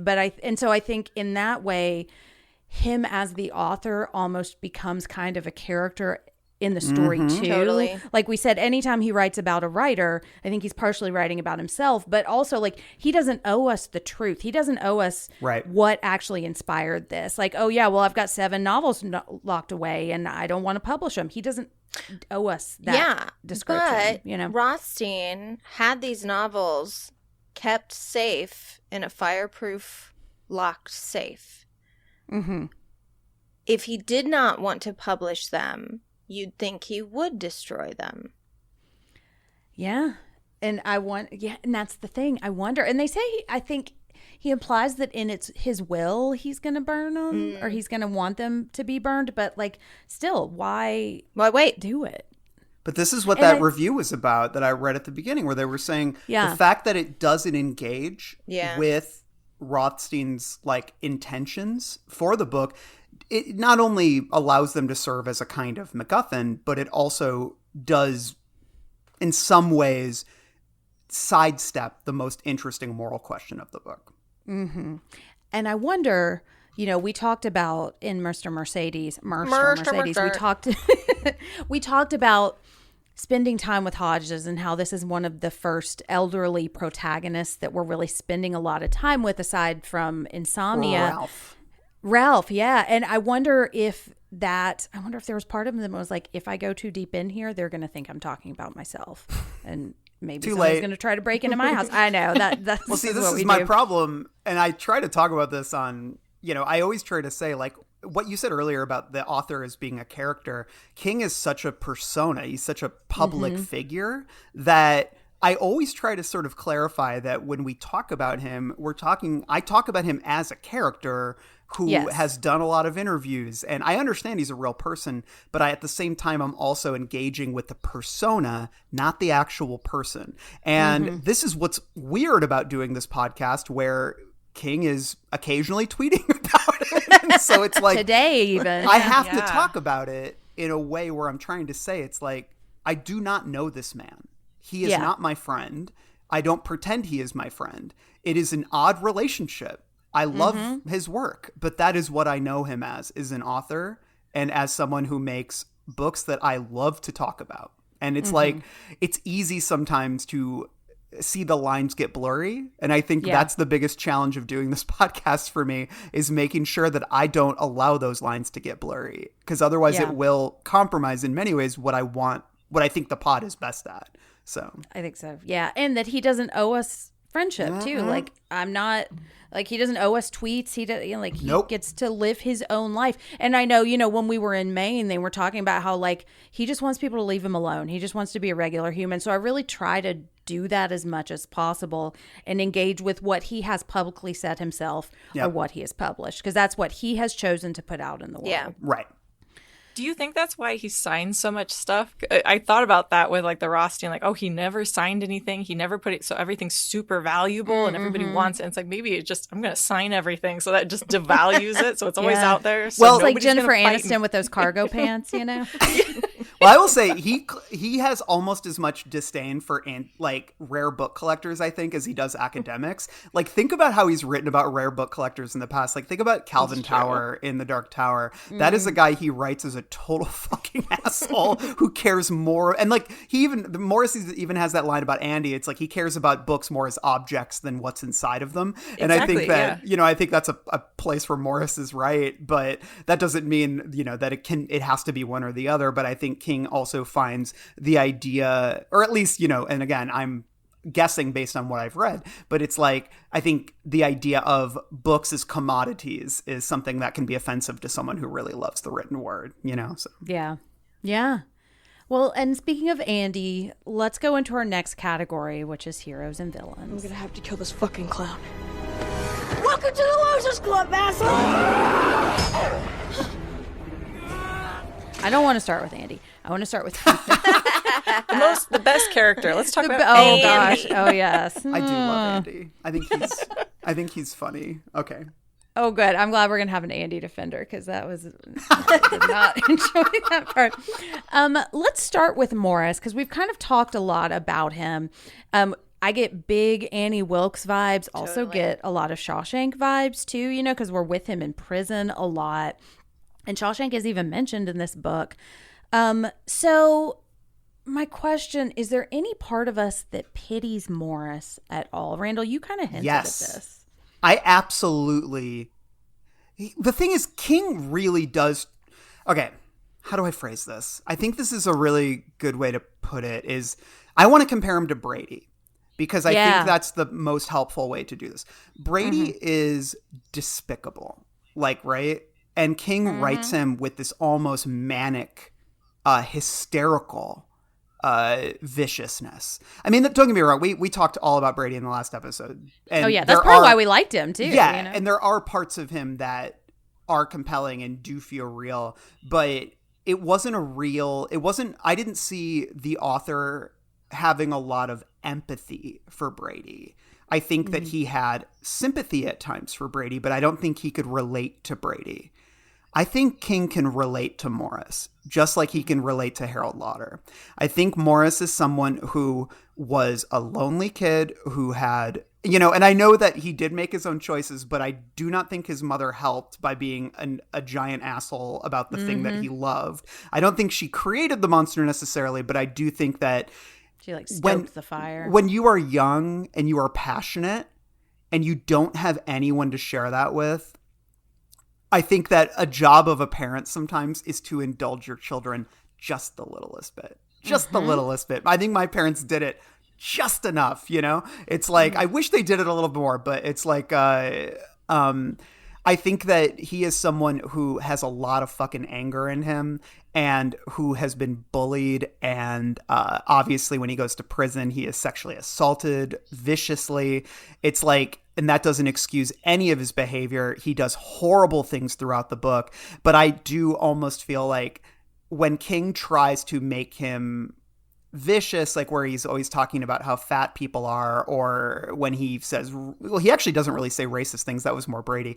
But when he like says really misogynistic things, and then obviously, you know, he goes to prison for raping a woman, which is, although he was, you know, blacked out, but no excuse. But it's like, it almost feels half-hearted because I think King feels more empathy for Morris than he maybe would want to. So sometimes when he throws in these lines where like Morris is just being really, really shitty and nasty, it almost just feels like he's throwing that on so we don't like him too much. Because, you know, setting aside the things that he did, when you really actually dug into his past and dug into who he was as a person, it's like, and the things that shaped him, I found myself like, I found him very relatable. And I know that makes me sound horrible, but it's like, I think that lonely kids who like art and don't have outlets can cultivate a lot of anger. And Lord knows I had a lot of that when I was younger. So it's like, I think that he is a cautionary tale in some ways of what can happen if, you know, the anger and the loneliness sort of wins out. And in that way, he's similar to Brady, right? So I don't know. I find him a complex character. I find him like much more complex than Brady, who I think is a great character, but not particularly complex. I think Morris is a bit more complex. So I don't know. It's like a bag of thoughts there. I would love to hear your guys' thoughts. He's scary. Yeah, he's a tough nut, this Morris, because I think I get what you're saying, because he's kind of sad and pathetic. And just the fact that he's grasped onto this character in this series so hard. This is my everything. This is my identity. And everything's wrapped up in this. And I can't see past it almost. And so that I can sympathize with. However, I mean, come on. This guy never takes accountability for a single goddamn second ever. That's very true. You know?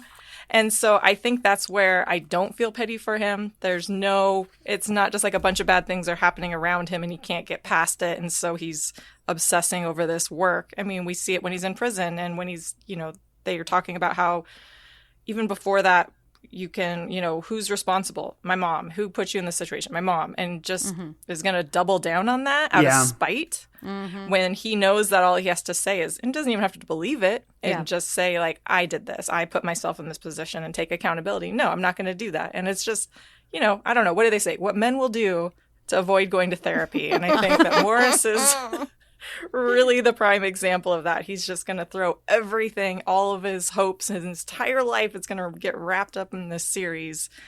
And that's it. And so it's terrifying though, because of that, I think, that you can't see past it. And like, that's what you're going to do with your life. You're going to wash it down the drain because you can't just say, I screwed up. Maybe Even it's if you don't me. believe it. Yeah. Maybe I'm the problem. Maybe I'm the problem. Well, it's because he sees if his idol is somebody like Jimmy Gold, he wants to be the great American hero, right? And so like there's this line on page 167, and this is where I wrote like Harold Lauder in all caps, he says, some of the kids laughed. He could make them laugh, and although he couldn't make them like him, that was absolutely okay. They were dead-enders heading for dead-end marriages and dead-end jobs. They would raise dead-end kids and dandle dead-end grandkids before coming to their own dead ends in dead-end hospitals and nursing homes, rocketing off into darkness, believing they had lived the American dream, and Jesus would meet them at the gates of heaven with the welcome wagon. Morris was meant for better things. He just didn't know what they were. This is what so many disaffected young people, and I almost said men, but I think it's very relatable. I think a lot of people think they're special, and don't get me wrong, we are special, right? Everyone's special.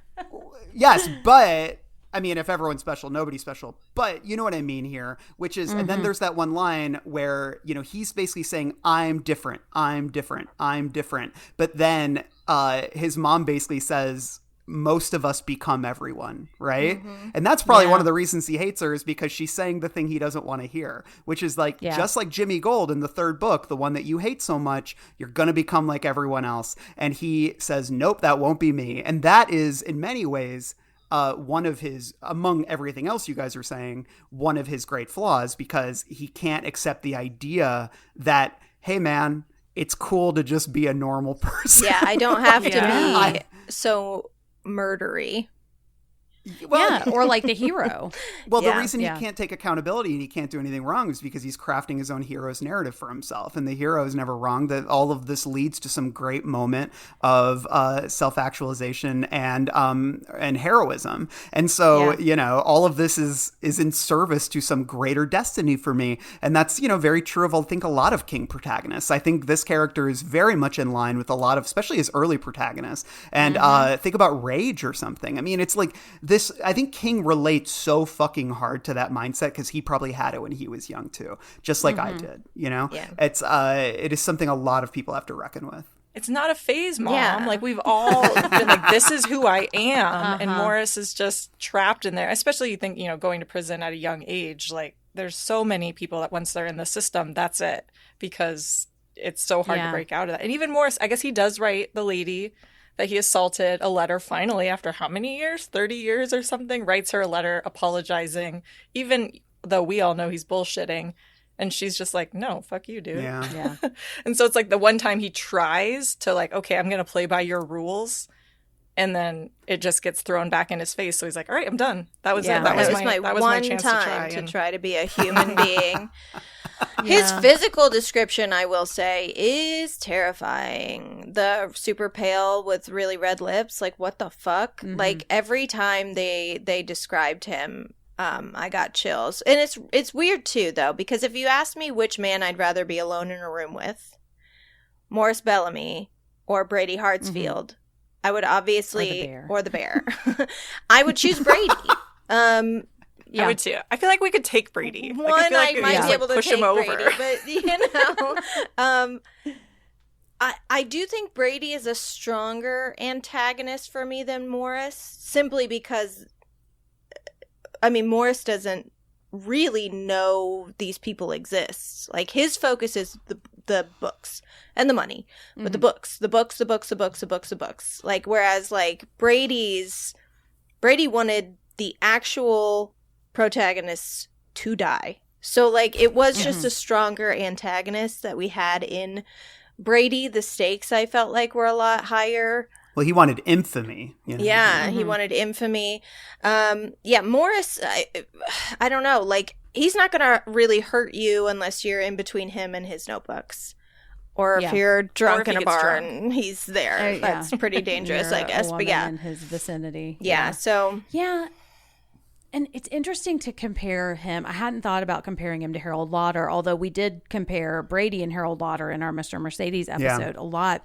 And so if I think about the three of them, what do Brady and Harold have in common that makes them different from Morris? They both die young.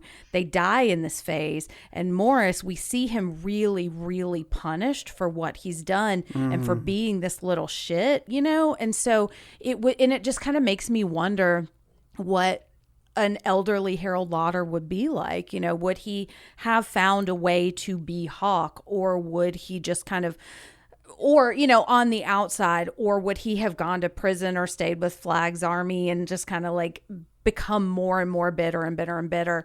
And, you know, I think we kind of see that with Brady too. Like, he is going to get trapped in a particular kind of prison, and that it does just kind of build this resentment. And that kind of brings me to the other thing I want to mention about Morris. I don't know how far down this rabbit hole we want to go, but I was reading this first 150 pages, and it makes me, you know, there are obviously a lot of Shawshank Redemption parallels, although I feel like he's kind of the anti-Andy Dufresne because, you know, he did actually commit these crimes. But he kind of has a similar journey in prison. And it just made me think a lot about like the criminal justice system in general, and I don't know if I have really any conclusions about this, but just to watch him suffer so much and to keep hearing the victim says she is still suffering, but we see the entire thing through Morris's eyes in a way that I find kind of off-putting at sometimes, like the way he discusses his victim, you know, I'm like, ooh, that makes me feel icky. How do we feel about this element of Morris's story? I think you're supposed to feel icky, you know? It's like, I mean, I guess the question is if you wanted to look at it through the woman's eyes, it would just be a different story, right? You know? Yeah. Yeah, he says a line in there somewhere. I didn't mark it, but it's really just gross, where he talks about like, oh, I only, you know, assaulted her once and I'm getting assaulted all the time. And it's like, okay. That is like, I mean, like, both are terrible, but don't minimize, like, oh, I only did it to you once. Right. But I'm getting assaulted daily. Well, I think they described her level of injuries as well. And it wasn't a simple, like, we fucked. It was like, oh, she beat her almost to death and raped her. You know, that happens all the time. You see people come up for parole and the families will show up every single time, every 5 years or 10 years or whatever it is, and sit there and look at that person and say, you don't deserve to be out of prison. And to be fair, like you said, Morris really didn't apologize until 30 years later. And he didn't, and even then it was just to like maybe get parole. It was, and like, let me try this, like nothing else is working, like maybe she'll move on if I do this, like, oh, I've learned she's, you know, Christian, so maybe if I appeal to that side of things, you know, she'll let me off the hook. But he doesn't have any actual remorse. Well, yeah, and I'm sure he Zero. just re-triggered the shit out of her, too. She's like, oh, fuck, he knows where I live now, too? Now I have to deal with this again, you know? But I think, well, and you also think, like, when he gets out of jail, do we think that he's been,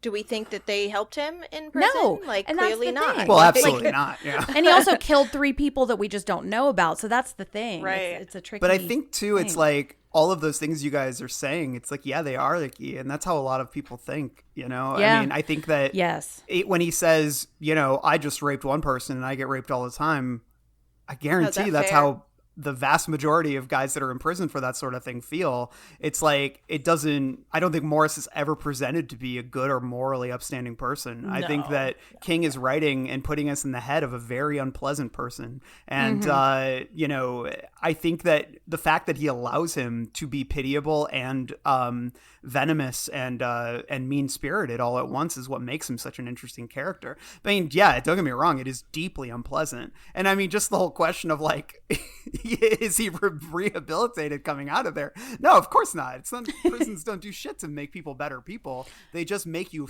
they put you there and they encourage sexual assault and things of that nature because that is what makes people afraid and not want to come back there, right? Mm-hmm. So, I mean, it's all very unpleasant. And and I think it's captured, pretty well. And I mean, I had the same visceral reaction to this that I did to the nastiest parts of Shawshank too, Exactly. Yeah. And I was thinking about that too, because one of my least favorite questions, and I've been asked this several times too, is like, is a rapist getting like what he deserves by being raped in prison? Is this justice? And I think, no, nobody deserves that. That doesn't right or wrong. And I think the way King writes this, even though it is so off-putting, it is so uncomfortable, I think he handles this really well.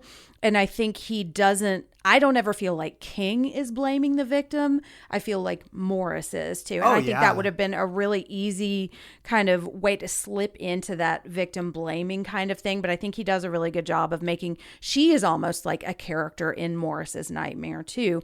And reminding us that Morris did this. Like he's the reason he's in there, not his mom, Well, let's talk about Pete. On the lighter end of the spectrum. Sweet little boy. My sweet little angel boy. Sweetie Petey.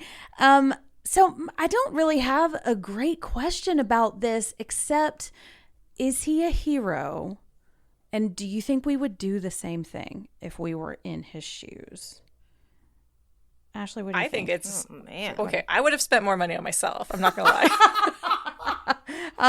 Yeah, I don't know if He's like, I bought a suit, a jacket, and a few books. His dad's in a wheelchair. He's walking around in Gucci and stuff. Exactly. She's driving a Ferrari. I'm not saying I would have spent like 10,000 of those dollars, but maybe a whole 5 or something. But I think it's so sweet. It's a smart idea, a brilliant idea. And I think it's very, relatable and sweet. And you think about your family and you can see where he's coming from and how they're suffering. And yeah, I would love to do. I'm thinking back in my own life and times when like my family was, you can look back and be like, oh, maybe things weren't as smooth as they were kind of making out to be to the kids. Yeah, I think that's any kid would do that for their family if they could. I'm too much of a and scaredy it was cat. that kind of situation. Yeah. I would have brought the whole trunk to my dad and been like, Dad, I found this. What do I do? Yeah. Yeah, Go ahead. As a hero's an interesting word. I don't know if I would. Well, he uses that word because he calls Jerome like that's a hero. Oh yeah. Mm-hmm. He calls You're Jerome right. a hero. Like he wishes he could be like that. And it's like, okay, yes, Jerome. Well, you've done heroic things. Yeah, I know, right? I mean, of course, we're always talking about. As handsome as Obama. It's what we're always talking about on The Boys too. It's the difference between acting like a hero and looking like a hero too. Because Jerome doesn't really do too much in this. No, it was all Holly. Okay. Yes, but like what he's doing isn't any less valuable. Isn't any less heroic. It's just on a much smaller scale. Mm-hmm. So he's a hero to his. He's a hero family, to his family. whether or not yeah, they knew absolutely. I don't think Pete is a real character in any way, shape, or form, but I love him and I think he's so sweet and I want to give him a hug. I support the hell out of him. Like it works for the story. I just like he's not the kind of character that, you know, he's I don't know, I'm trying to find like a good example. Like he's not one of the kids from It, you know, he's not fully well drawn. Feels like Ben Mears kind of, you know. Yeah, it's just like he has a really noble goal and purpose, and King gives him just enough little darkness where this whole endeavor does become selfish eventually. But he doesn't take it too far. Like nothing with Peter ever gets really dark. And you know, it's like I thought a little bit about Brian Rusk from Needful Things. Yeah. Because and that's like the dark version, right, of this story, which is the whole you know, be careful what you wish for. And what happens when you get this, you know, dream item comes into your possession. And, you know, it made me think of Revival in a little, some ways too, this book, just the whole idea of like, and that D.H. Lawrence story that you mentioned, Rachel, earlier, the whole idea of like, oh, this rocking chair can manifest, you know, money, but then it just becomes more and more and more. And then it ends with the kid riding the rocking chair, like dies, you know, once he gets the final burst of money or whatever. And it's like the classic, like monkey's paw kind of thing that King loves to toy with. But, you know, there is that notion of something when you get such an easy path to riches or fame or whatever, there is this like ticking time bomb inside of you, right? That something bad's going to happen. And I think that's the sort of, I think what King cultivates is this like creeping unease within Peter, that something like that is going to happen to him. And I found it really compelling in that regard. But like I said, not the most compelling character, not like a memorable character, but definitely someone who it was very easy to get on board and root for him. And that's what you need in a story like this, you know? So hero, I don't know, but I think as a character that I was happy to root for and I wanted him to come out on top, that was satisfying. Yeah, and I feel like the book is more about Morris than it is about Pete, you know? 100%. And I'm thinking about like King's teen characters, you know, and I'm thinking like he doesn't write a ton of teens. He writes a lot of tweens and he writes a lot of adults. But like with Christine, which I think is maybe his best teen novel, you know, that book is about being a teenager and about like navigating teenage life and kind of growing out of it. And Carrie, I guess, is another teen book. And I would say the same thing about that. And this one, it's like at the end, he's talking about like, I don't know if he changed my life because I don't know if I've had enough life to really change. And that's kind of how Pete feels. You know, I don't know if he's really done enough for us to really have a handle on him. That said, I think he accomplishes exactly what he needs to, and he's bare enough that I can kind of put myself in his shoes, you know. I pictured him as William Miller from Almost Famous, which I thought really worked out well considering his success at the end and the fact that he gets to write that story.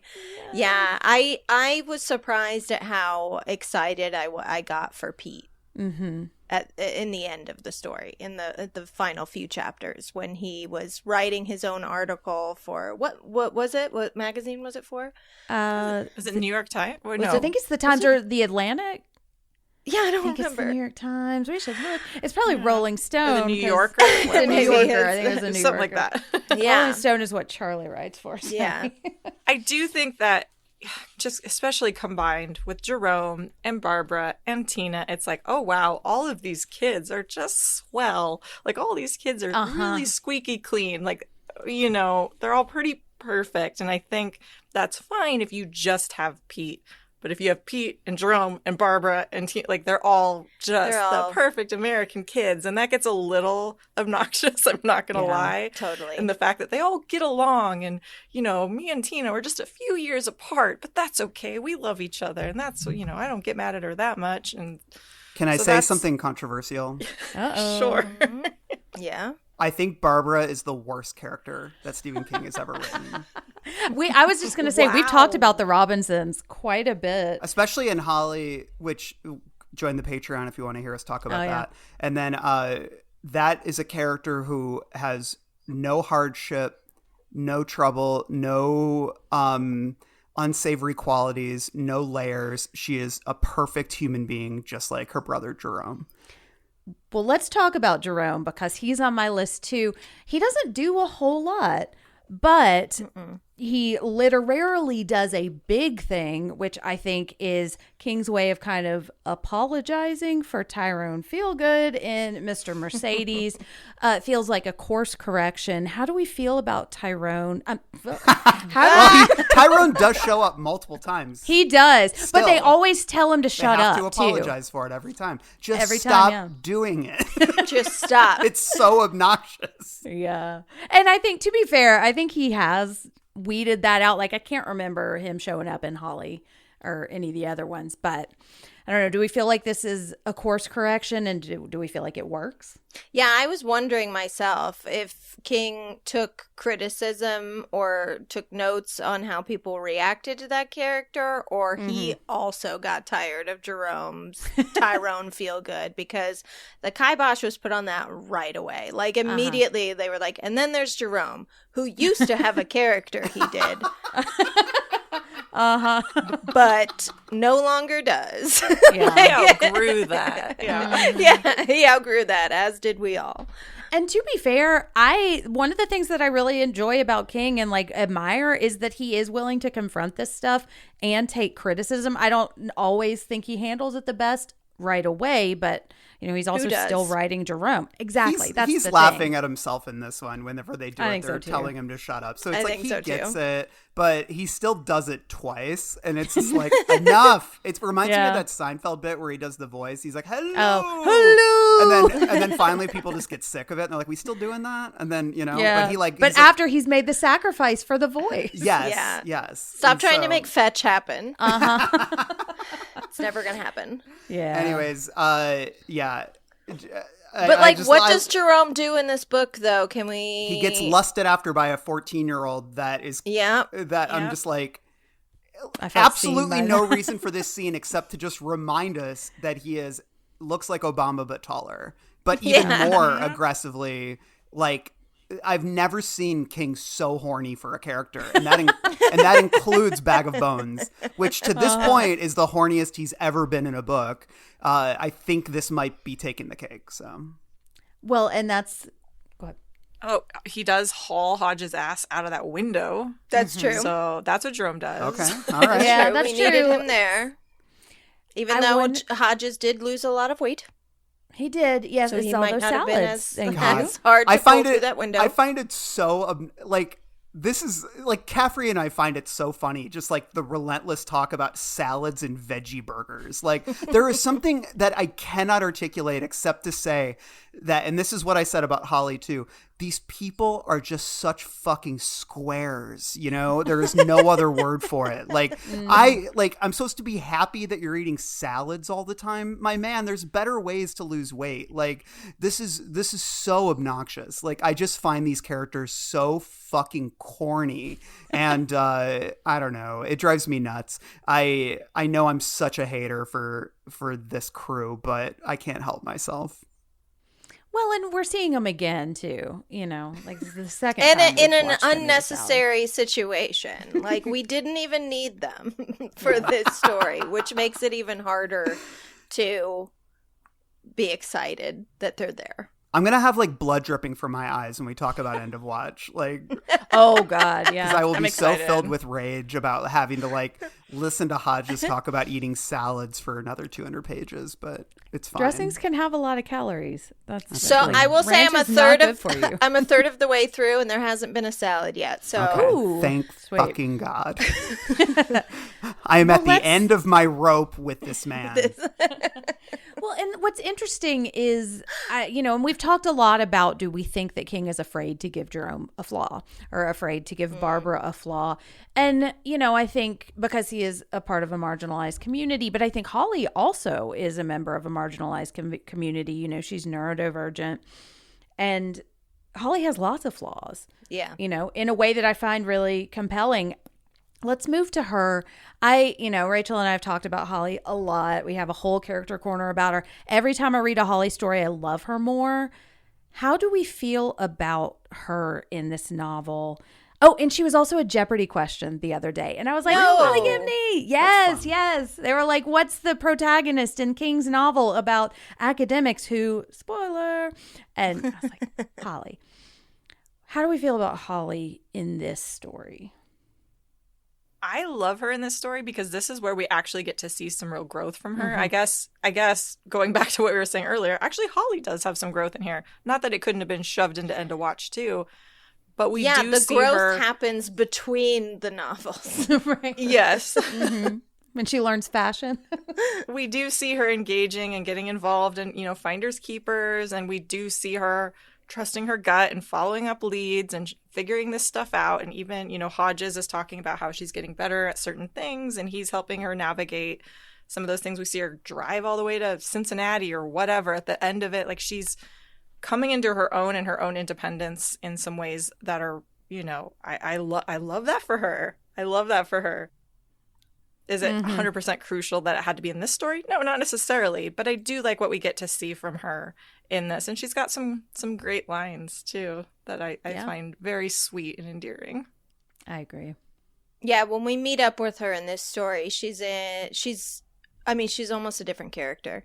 Mm-hmm. She's so capable. And she's so in love with Bill in a platonic way. But their relationship, seeing where it's at, was really lovely as well.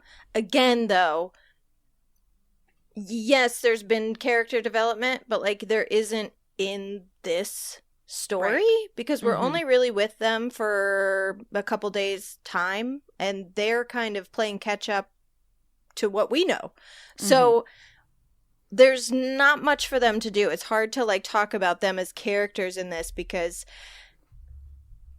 as far as what happens to them in this book, it's kind of a wash. It's just the stepping stone to End of Watch, Outsider, Holly. Yeah. Yeah, and almost just feels kind of like a relief, too, after Mr. Mercedes. Even though towards the end, I do really enjoy Holly's kind of growth towards the end of that book. But, yeah, we're really kind of seeing the mile marker here. And it's just kind of a snapshot of who she is. They kind of just get to be Keystone Cops in this. Like, they're just like boink, boink, boink, bouncing into each other and just making, like, quippy little comments. But, yeah, we get our first Holly poopy.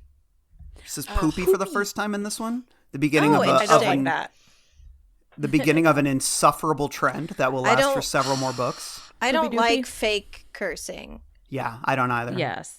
Fracking. Oh, the worst. Also in my misery section. Yeah. If you want to know what I think about Holly Gibney, listen to our Holly episode. Yeah.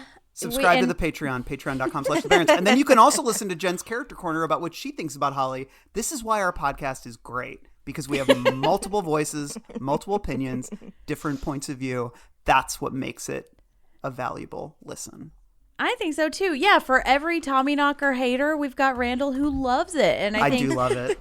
And that's what I think is so interesting about King is like there are so few, I think, universal opinions about things. Like I've met people that don't like it. And I'm like, wait, did we read the same book? But I mean, it's just interesting because I feel like his stories are real in a way that other writers aren't. Even his fans. I mean, when I was looking on Reddit for Finders Keepers gems, and there were some people who Finders Keepers was my absolute favorite book in the series, and there were some people who were like, I liked 1 and 3, but what the fuck was 2? You know what I mean? Like, I know somebody who told me his favorite King book was the Hodges trilogy, and I was like, of all the King? So yeah, I always say one of the best parts of being a King fan is having the books you hate too.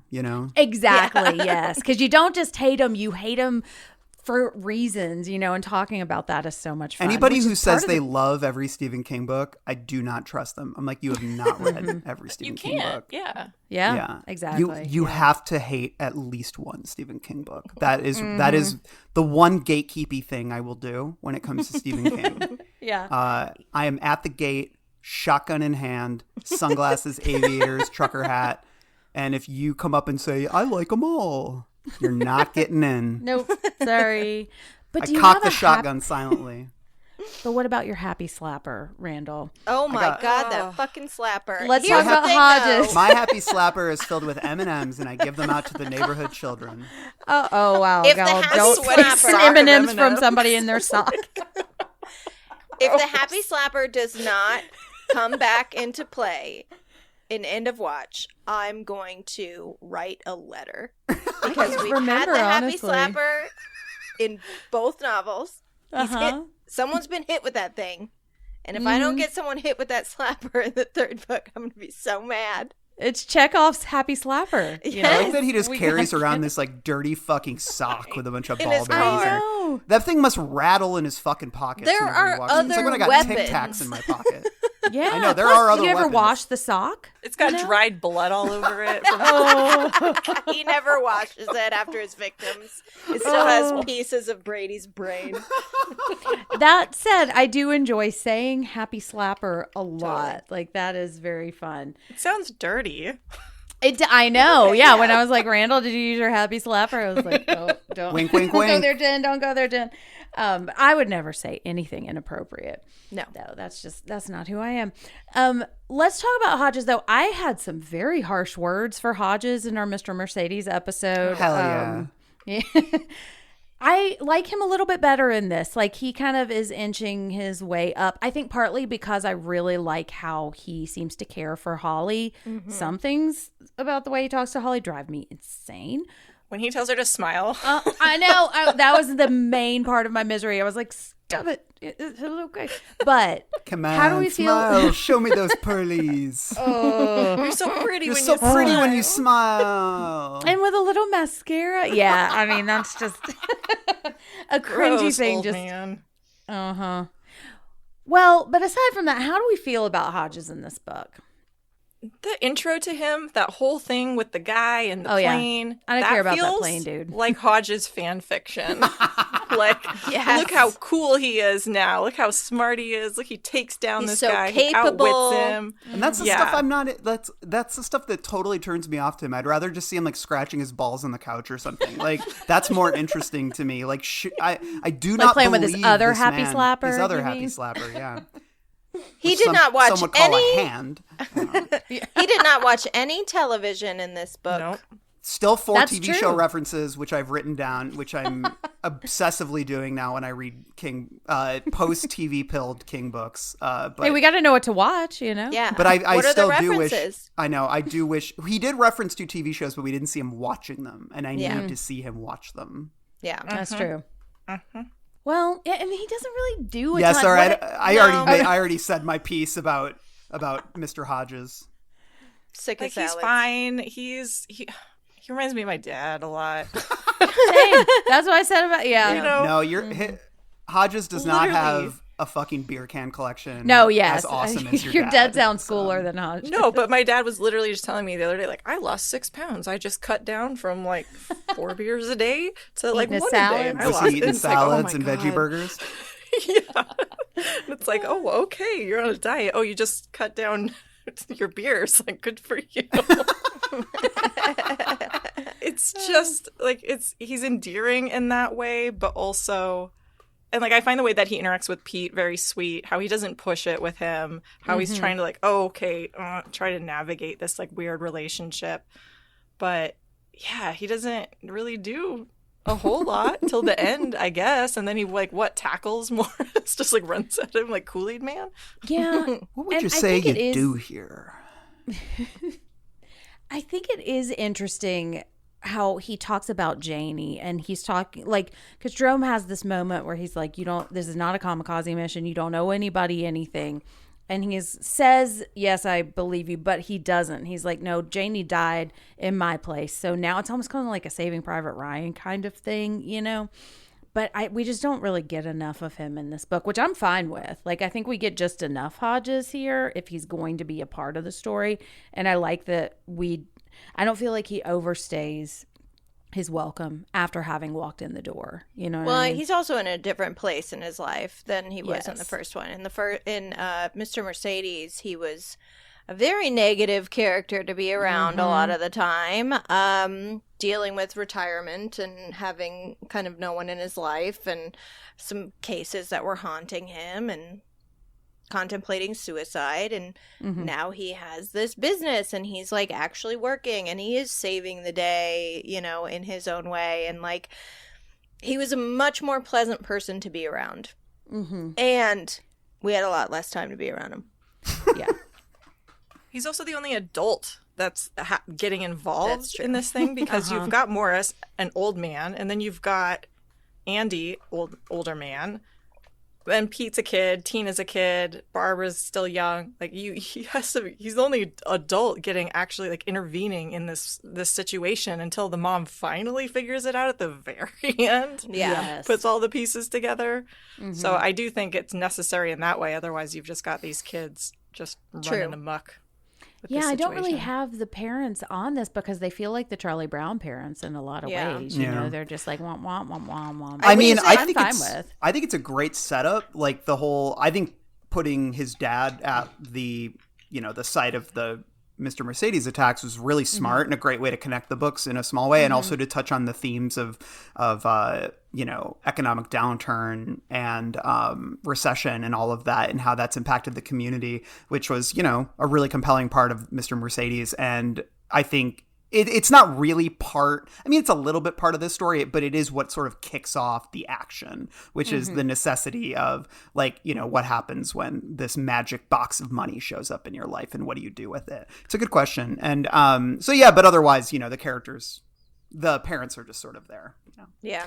I think that their divorce is more important than they are. Yeah. Yes. Because that's such a looming. Anyone here have divorced parents? Really? Me neither. All of our parents stay together? That's incredible. I know. That's a statistic impossibility. Seriously. That was such a humongous fear for me growing up. Anytime my parents would like argue or get in a tiff because my best friend had divorced parents, had a shitty stepdad, had a creepy stepbrother, and like anytime my parents fought over anything, I just saw that life for me. And it was so terrifying. So I related so much to Pete and Tina in that way. And I think that the parents and the possibility of divorce was so much more present than like the individual parents themselves. Yeah. Especially the dad. He was like not even, where was he? I guess working. Right. Well, and I think I like the idea that just because he didn't die in the city center attack doesn't mean he wasn't a victim, and that he is continuing to suffer. I don't enjoy reading it because it's sad and really heartbreaking and has happened to countless people, but I think that is an important element of the story too. And I did like that we went back to the city center massacre and just kind of saw it from another angle. And, you know, spoilers, we're going to see a different angle at the beginning of End of Watch, which I think is really interesting too. I don't have Tina on this list either. Do we have anything to say about Tina? Girl. Yeah, she's just got the hots for Jerome. She got that. Yeah, who doesn't? which, hey, I've never had a crush on anyone, so I can't relate to that at all. I bristle a little bit at this, like, she's got to go to a public school or she's going to be doomed, as like a former public school teacher. I think I said that wrong. Wait, you like, mean a private school? Yeah, that was kind of a silly, like, I don't really give a shit. Right. But I mean, I think plot wise, it's fine, you know, and that's probably just me. And also, we don't know what the schools are like in whatever town this is. So who knows? Let's end on an Andy note. Randall, you hinted at your feelings for Andy. He's just he's a foppish like doof, you know, I like like a hapless, you know, intellectual who's in over his head. I don't know. It's a fun little archetype. I mean, let's just say I wasn't sad to see him go, but I mean, I like the texture he added to the story, you know. Definitely. Yeah. I didn't see him being, based on his first scene, which takes place back in the 70s with Morris, I didn't see him being such a villain in the future, because Morris comes to him and says, like, hey, guess what? He knew what he did already because they had found the body, but like, he immediately was like, what the fuck is wrong with you? What are you doing? I have nothing to do with this. This was not my plan. I'm not into this at all. Leave me out of it. I will rat on you immediately if the cops talk to me. Don't come near me. Mm-hmm. So I thought it was kind of interesting that, like, when we saw him later, he was so quick to decide that he was going to screw over this kid. Well, he's fallen on hard times. Well, and he That's thought true. Morris was in jail, like, forever. Yeah. So he was like, well, okay, I know What's what the this harm? is. And I I- know where you got it. I know that there's more. So for me, all for me, I can Right. have. Yeah. Well, and can it's have. interesting too, like, because we think about Morris sitting in jail longing for these books, but I mean, I'm sure there's a part of Andy too that's like, I want to read them, I want to sell them too, since he's in this line of work. So he's kind of the other side of this longing for this, because they are the only two people in the world that know these exist until Pete comes along.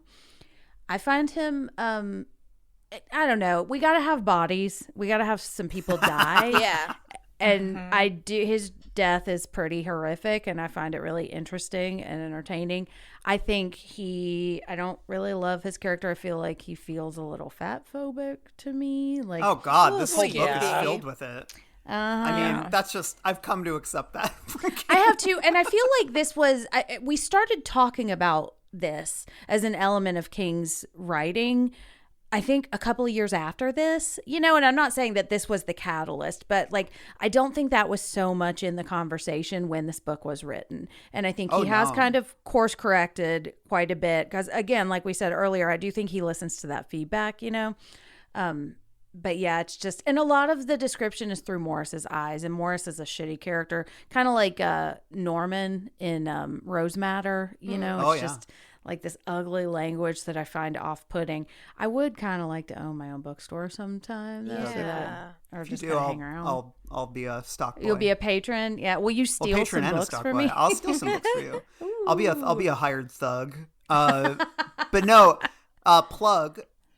This one's on the main feed. We interviewed author Meg Elison, was that maybe 2 or 3 years ago, about the way King writes fat characters, and it is a great interview. So you can find that in the feed. She wrote an essay for oh God, I can't remember the name of the publication, but she wrote a really great essay about it, and we talked about it. So that's a plug. Well, and on that note, let's go to Misery. She died. She just slipped away. Slipped away! Slipped away! She didn't just slip away! You did it! You did it! You did it! You did it! You did it! You murdered my Misery! Annie!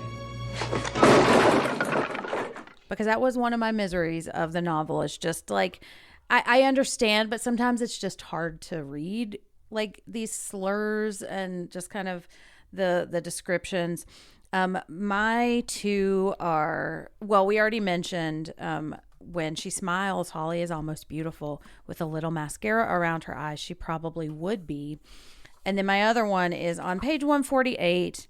I'm not going to read it, but it's Hooper who's the victim, the bitch who won't let him out of jail. And then on page 150, she's the fat bitch who won't let him out of jail. And we've already kind of talked about that. I feel like King handles this well, but those sections were hard to read, But that's really all I have. What do y'all have?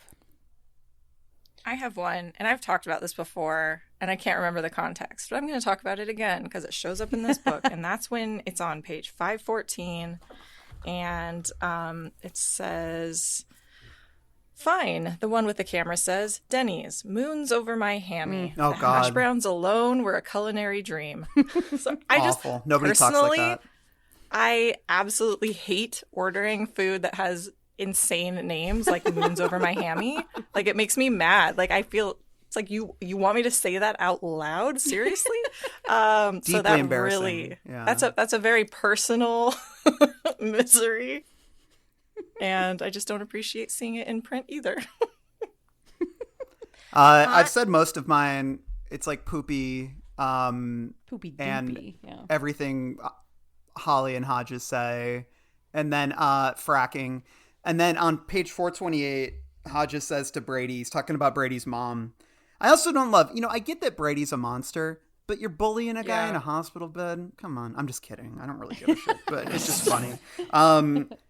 He says, she looks hot, Brady. Was she hot? Was she a real hoochie mama? Come on. The only person who can get away with saying Hoochie Mama is George Costanza's dad, Frank Costanza, in that episode of Seinfeld. Hoochie Mama. So, okay, and then what was the other one I had? Oh, 4 TV shows mentioned. I know if you're probably like a casual listener, you're probably like, why is he putting TV shows in misery? And it's just because I have this like bizarre annoyance with King talking about television in his like post 2012 novels when he starts talking about TV all the time. And so in this one we get Orange is the New Black, Pretty Little Liars, CSI, and Criminal Minds. Nice. And I'm just going to say, if Holly's supposed to be some big film nerd, why is she going home to binge Orange is the New Black? If Holly's supposed to be a big film nerd, she should be going home and binging the Decalogue or something. Like, at least let her be weird. Like, everyone watched Orange is the New Black. Yeah. I'm just being an asshole. So. Yeah, as the quartet that did do a whole hour on Vanderpump Rules, too. Well, hey, I never claimed to be a film snob. That's true. Yes, we are not film nerds. I'm just a reality TV snob. And let's just say that Vanderpump Rules is the Decalogue of reality television. So, y'all, I have to tell you, I just listened to Stassi's 2 books, too. So, oh my God. Which one was better? Oh my All God. in. The second one was better, I think. Off with my head. Better than Next Level Basic. But, you know.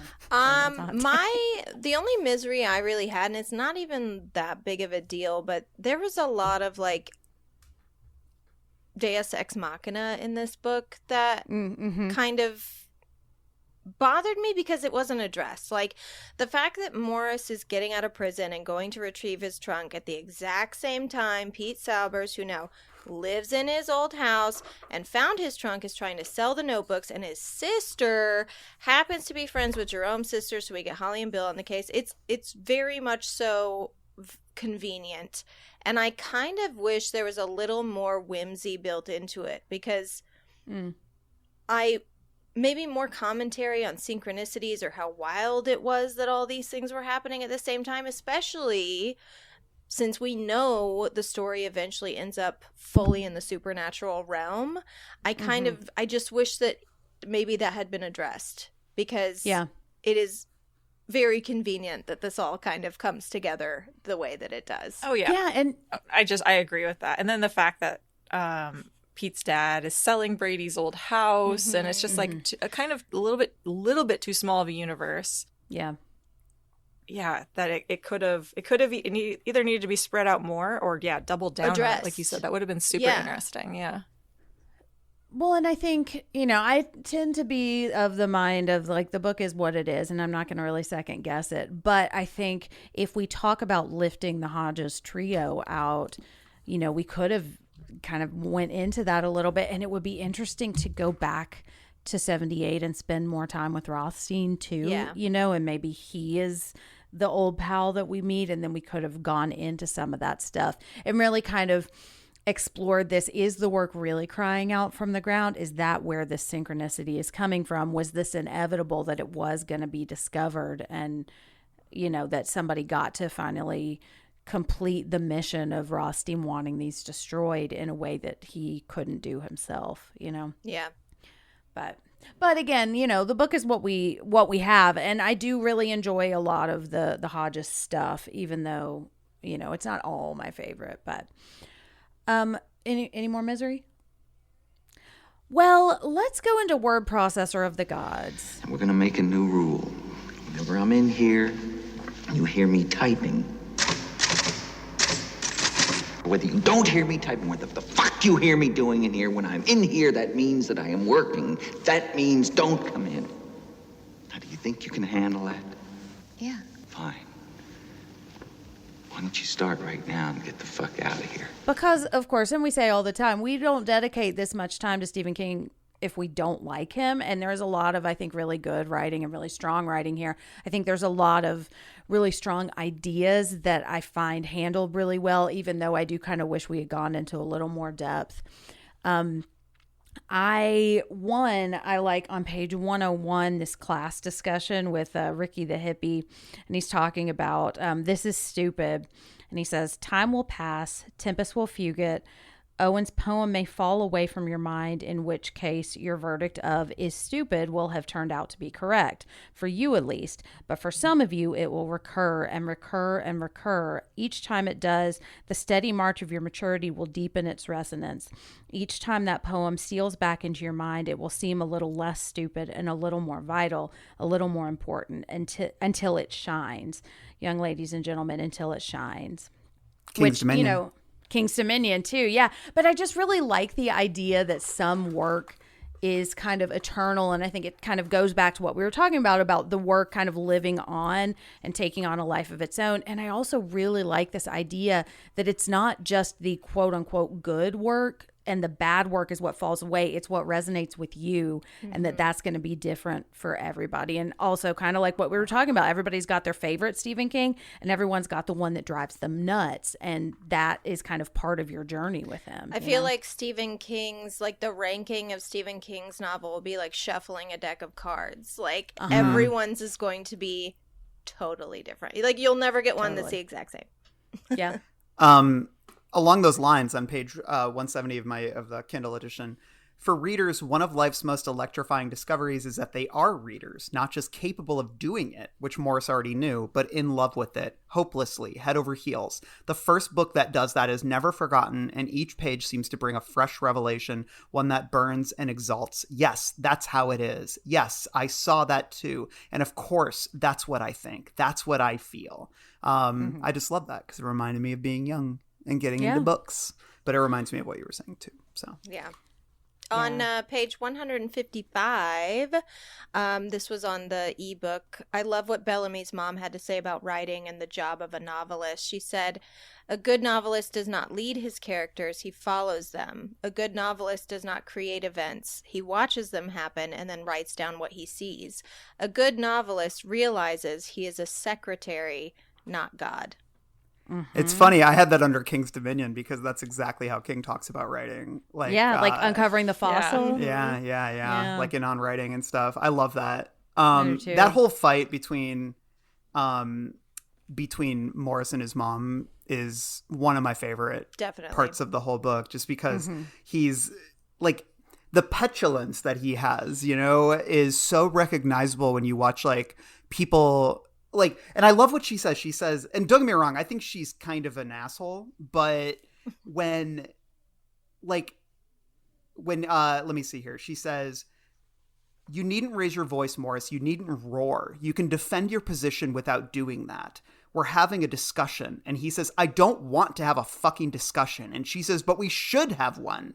And I think that to me is like how I like to talk about art is I hate it when people, or I get like frustrated when people get offended by disagreements of opinion. And again, don't get me wrong, I think there's like a difference in terms of severity, but I think when it comes to art specifically, I love arguing with people about art. I think it's really fun.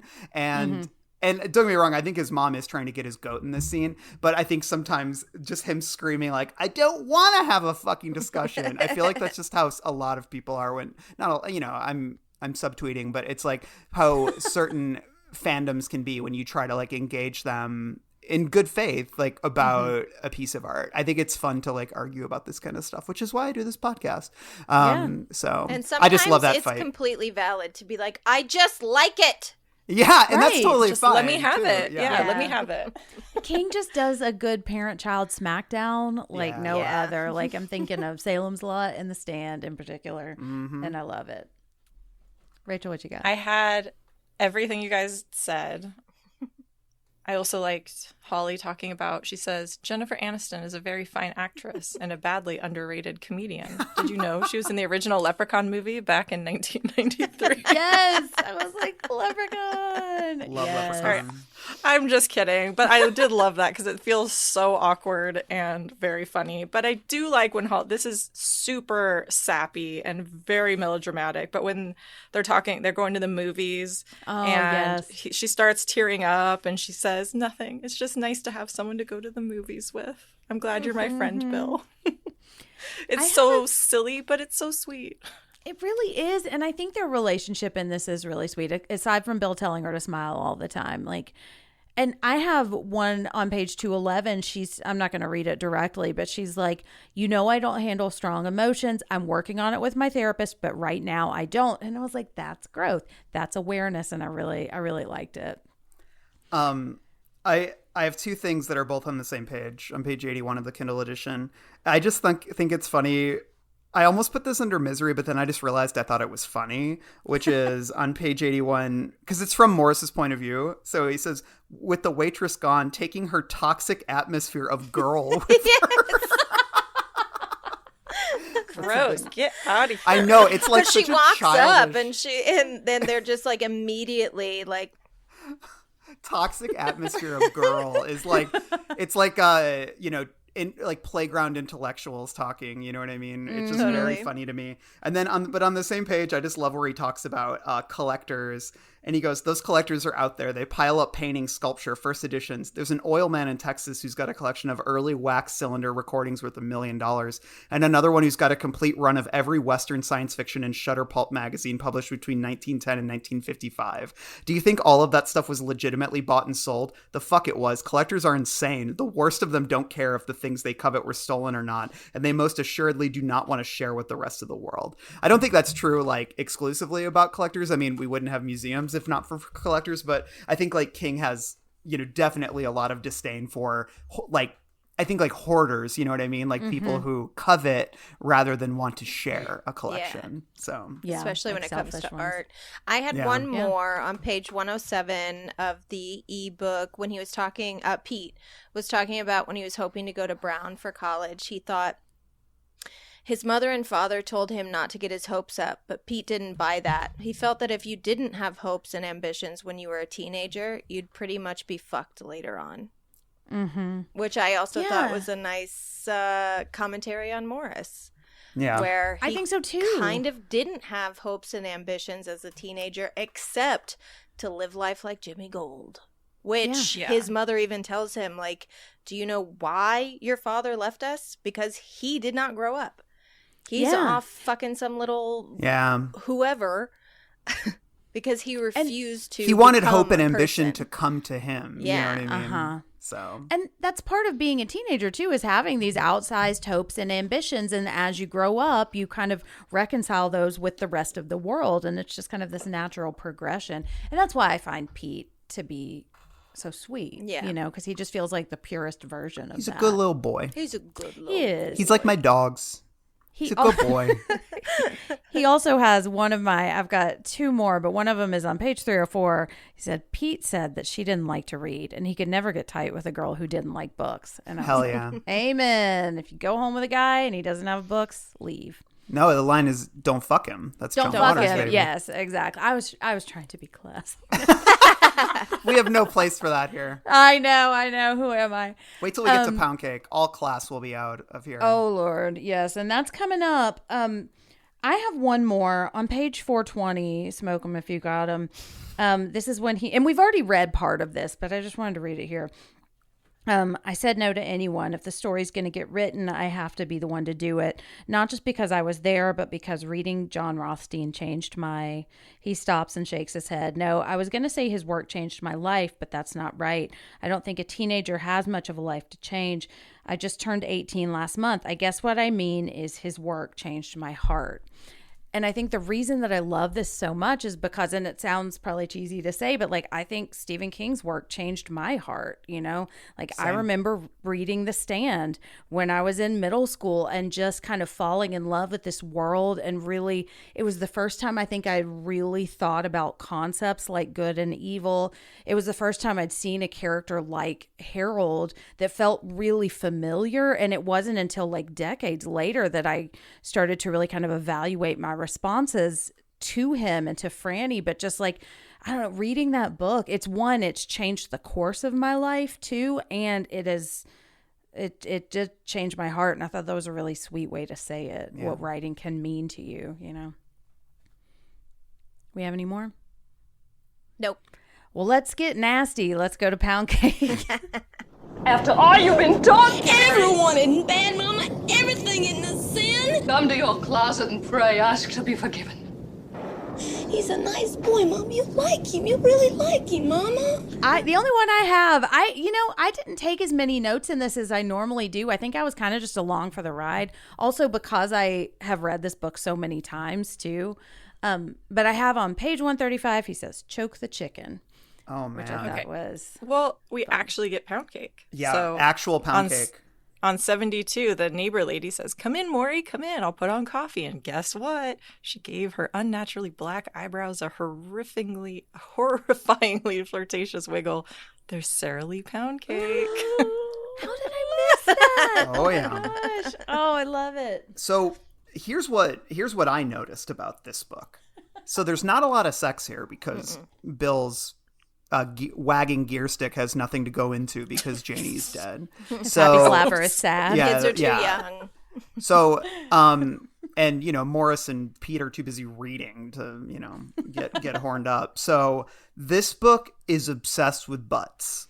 There are butts all over the place. Oh. Sometimes in funny ways, sometimes in sad ways, for reasons we talked about earlier, and sometimes in.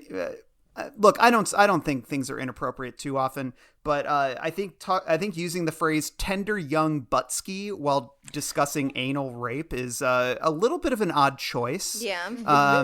To pair those things. But let me see here. There is the phrase. Let me just bring them up. I have to actually read these because there is so much butt stuff going on here. Okay, 245. I have the hardcover edition, by the way. This is what I got when I got a swag box from Peacock for the series. This is the book that was inside, which was awesome. And I feel bad for making such a snarky unboxing video that they never published. Okay. Oh, the surveillance thing too? Yes, they gave me a surveillance camera and I said, stop watching me. Okay. So the way he describes, he's talking about McFarlane. Notice how many, you mentioned the fat phobic aspects of this. There's 5 characters that are described as being gargantuanly large. McFarlane is one of them. Andy's another one. The woman that, Morris did the bad thing too.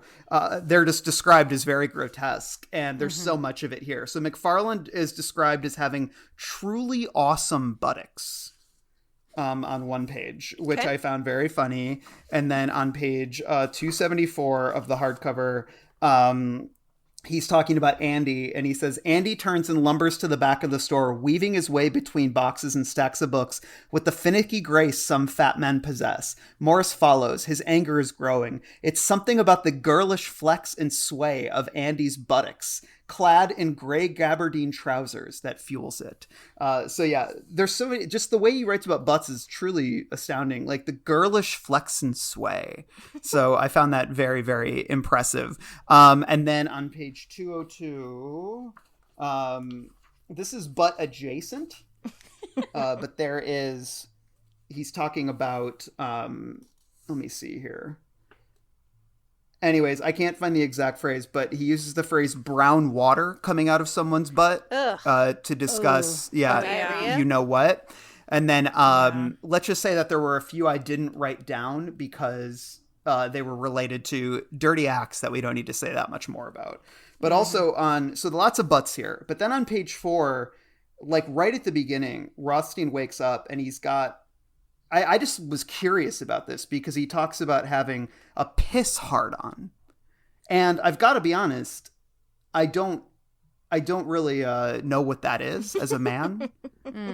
I've never, when your wee-wee is full of pee? I get maybe, but I've never, let's just say I've never been in that state and it be due to urine. Yeah. And I found that just an interesting thing. So, and also just the phrase "old fella's got a woody." Woody as a word for boner is always very funny. Yeah. So this is more of a butt book than a breast book.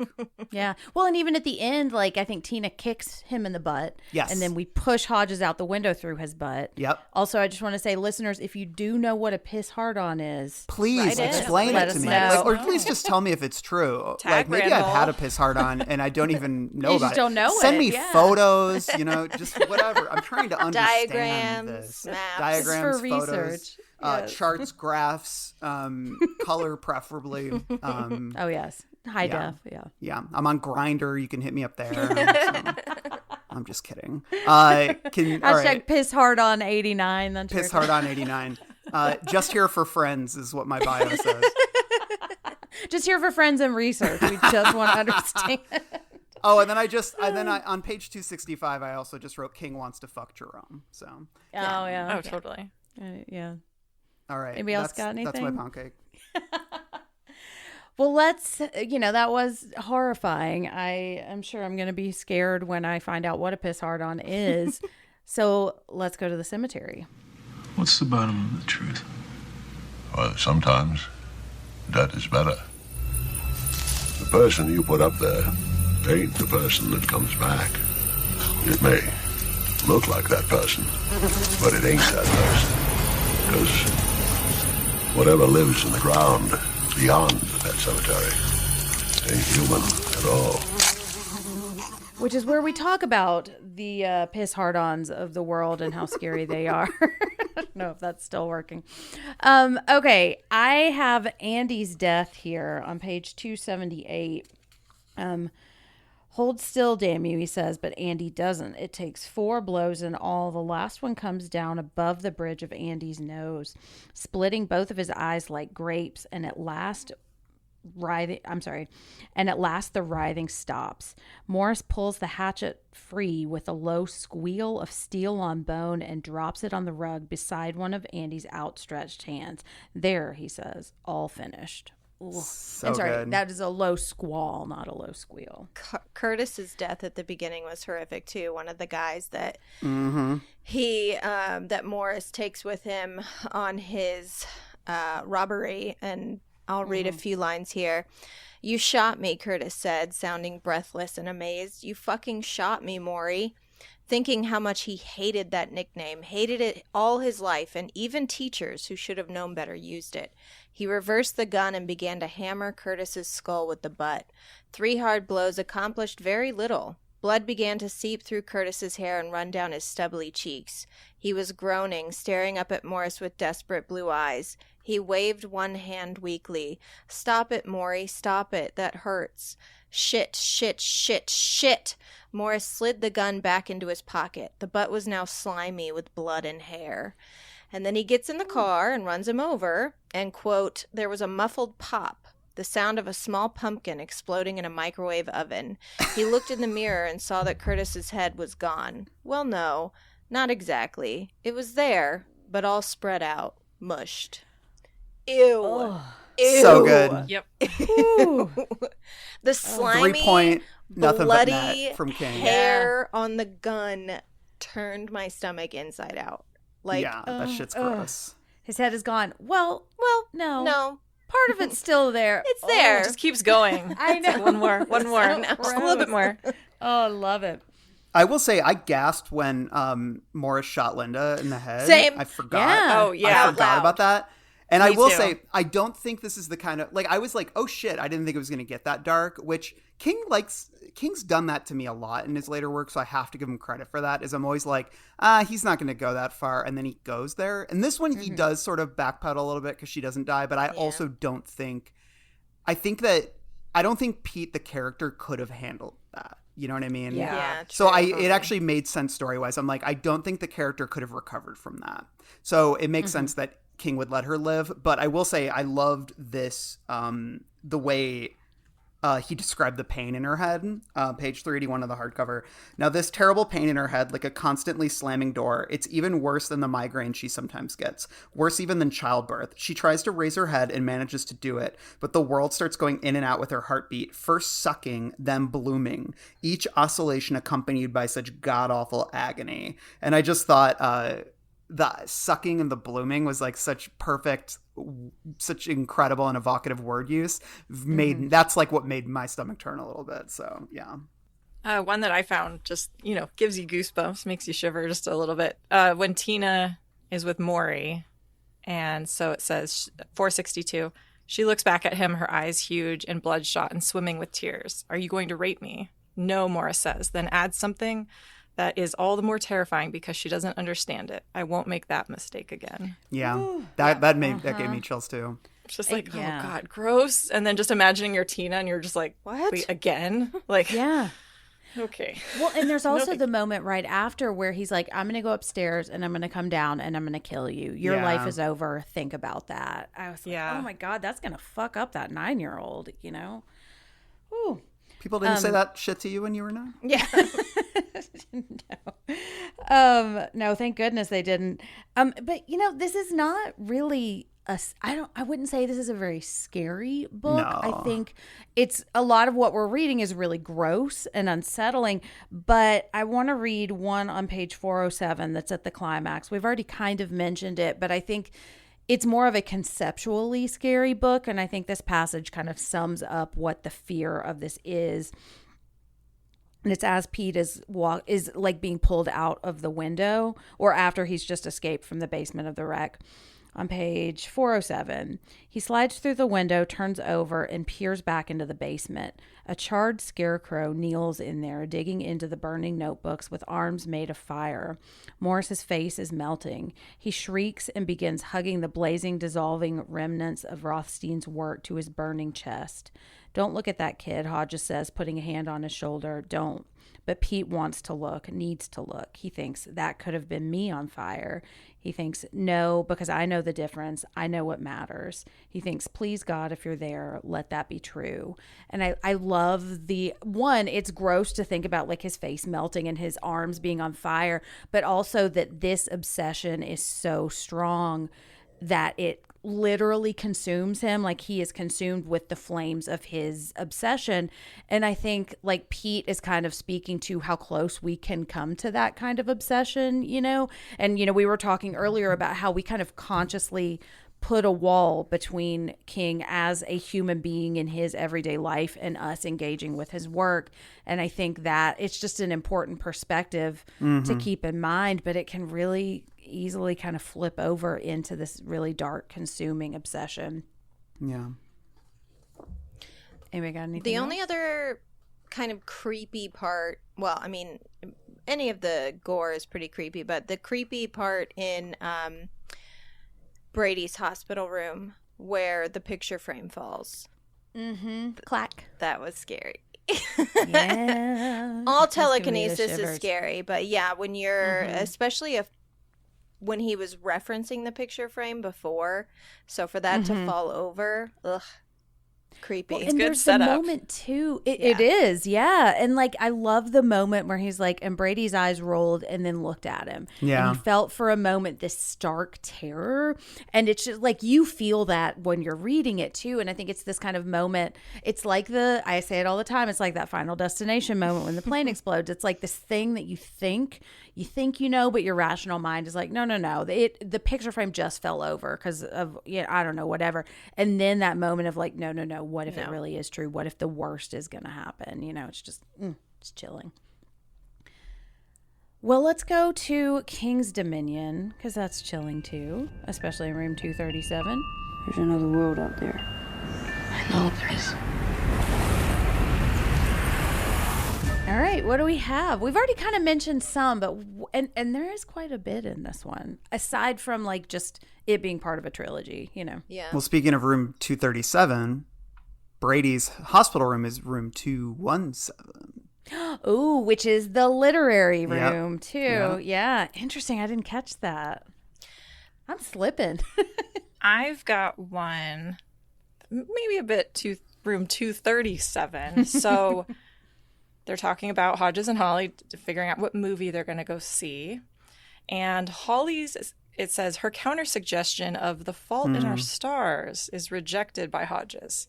Do you know who directed The Fault in Our Stars? Josh Boone. Josh Boone, who also directed everybody's favorite, The Stand.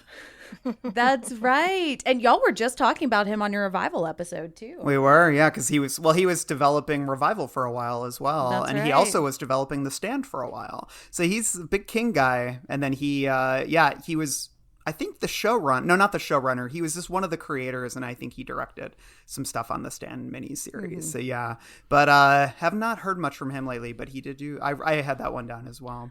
I noticed Go ahead. when Pete was describing how rough his family had it over the years, he was talking about how they couldn't afford their heating bill due to the 2014 polar vortex. And he said, when furnaces all over the upper Midwest went into maximum overdrive, burning money by the bale. Nice. On page 194 of the hardcover, there is a reference to Charles Starkweather, the killer, and that King had a childhood fascination with him. And he was, I believe, partly the inspiration for Randall Flagg. And then on page 316 of the hardcover version, Morris sees a crow on a branch outside the rec center watching him. And let's just say, I don't see that without thinking of a certain fun character. So those two. Alexander Skarsgård. Yeah, that's right. The actor himself. Star of Zoolander. Well, and his brother's going to be a crow in A double dominion. Double dominion.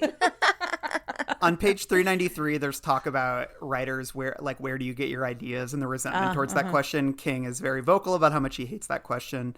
And then Peter's dad gets hooked on Oxy near the beginning of the book, and King definitely struggled with that when he was after his accident, when he was taking a lot of painkillers, which he's talked about very openly. And that's what I have. I've got, on 332, Andy, it's a moment with Andy. It says, there's a keypad beside the door. Andy punches in 4 numbers, 9118. If you add that up, you get 19. Oh. Remember that Simpsons joke? I just can't do math. I know. Remember that Simpsons joke when he joins the secret society and they go, here's the secret number to call when you get when you're in trouble, and it's 912. that always made me laugh so hard. Let's see. One of the letters, John Rothstein to Flannery O'Connor, it was written on February 19th. Ooh, good catch. I did not catch that. Nice. I didn't either. That's another author who she passed away very young, but Flannery O'Connor only published 2 novels and a book of short stories, I believe. And, was definitely hugely influential. So, another nod, but, didn't become a recluse, but unfortunately just died very young. Yeah. And then I think the only other one I had is when, let's see. Holly's talking about that she's got her favorite movie soundtracks on CD. Oh, yeah. Her 3 favorites, Road to Perdition, The Shawshank Redemption, and The Godfather 2, which is the best in my opinion, although Thomas Newman is, on the whole, much better than Nino Rota. Thomas Newman's music is mysterious. And how do you feel about that as an expert in movie soundtracks? I do think that Thomas Newman, on the whole, has got a better breadth of his catalog, but I just think it's Holly, I'm pretty sure that's King talking. Oh yeah. Also to shit on John Williams and everybody loves John Williams. Oh yeah. I love a hot take. Yeah, she does. I do too. Yeah. Well, I have on page 5, he mentions the JFK assassination, which, 11/22/63. And then this is I always love the King foreshadowing. And this was very The Stand. No, nobody in the free zone ever saw Dana again. On page 18, she says, Tina never saw him walk that way again, which I eat up every time. Sucker for those, yeah. I know.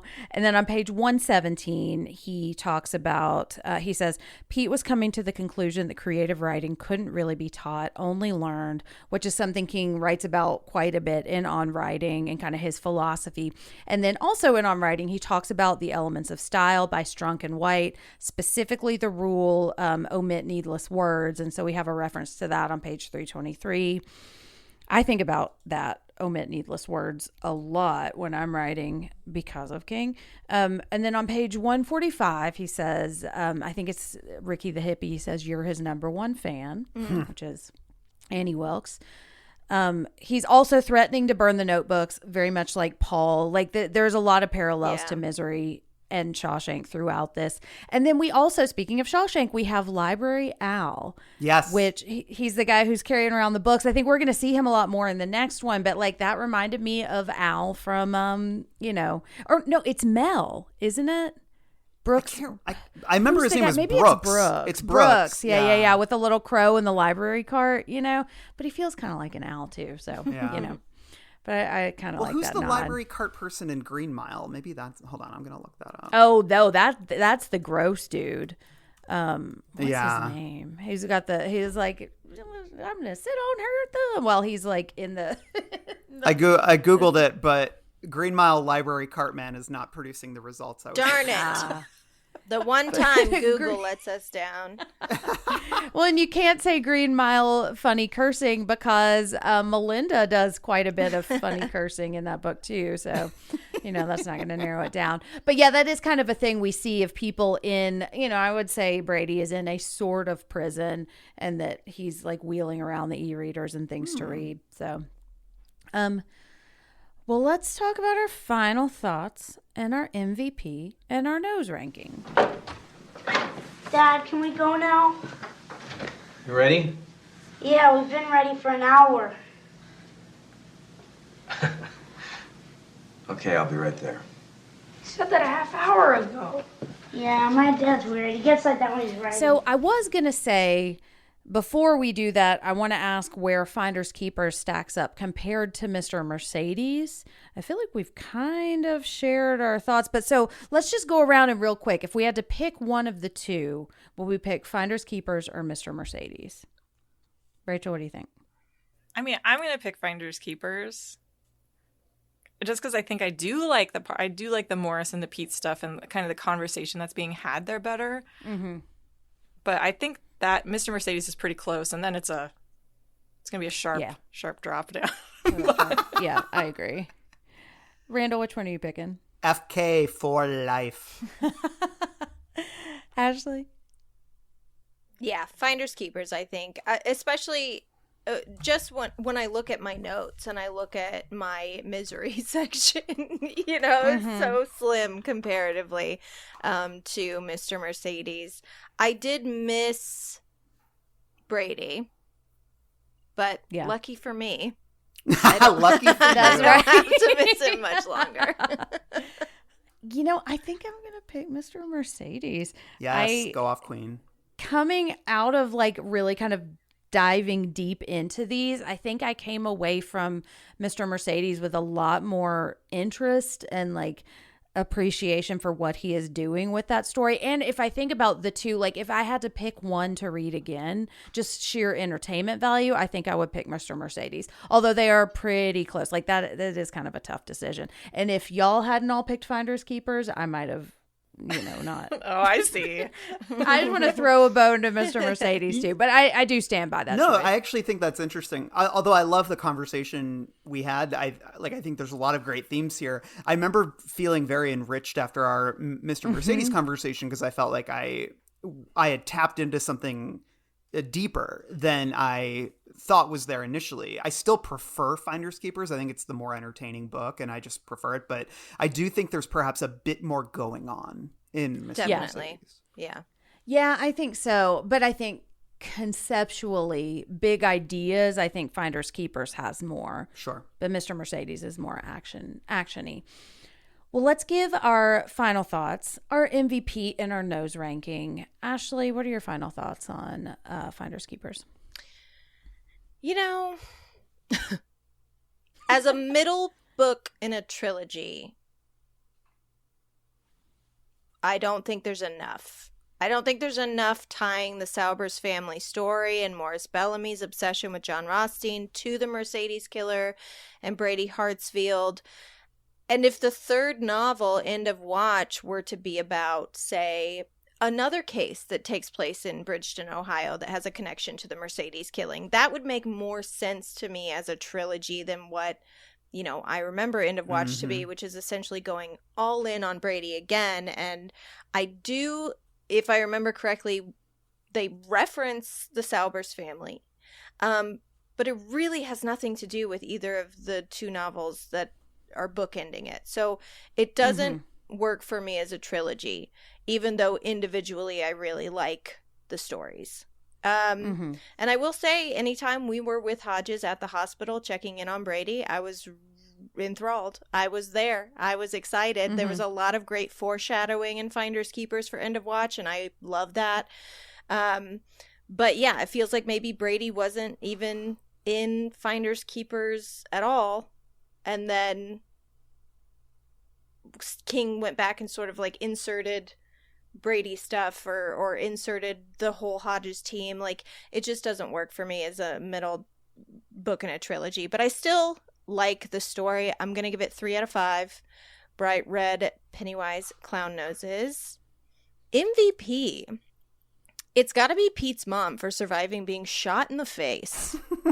Shot in the face. I can't believe you said that, Randall, because literally my note said I gasped out loud when she was shot in the face. She's my MVP. Yep.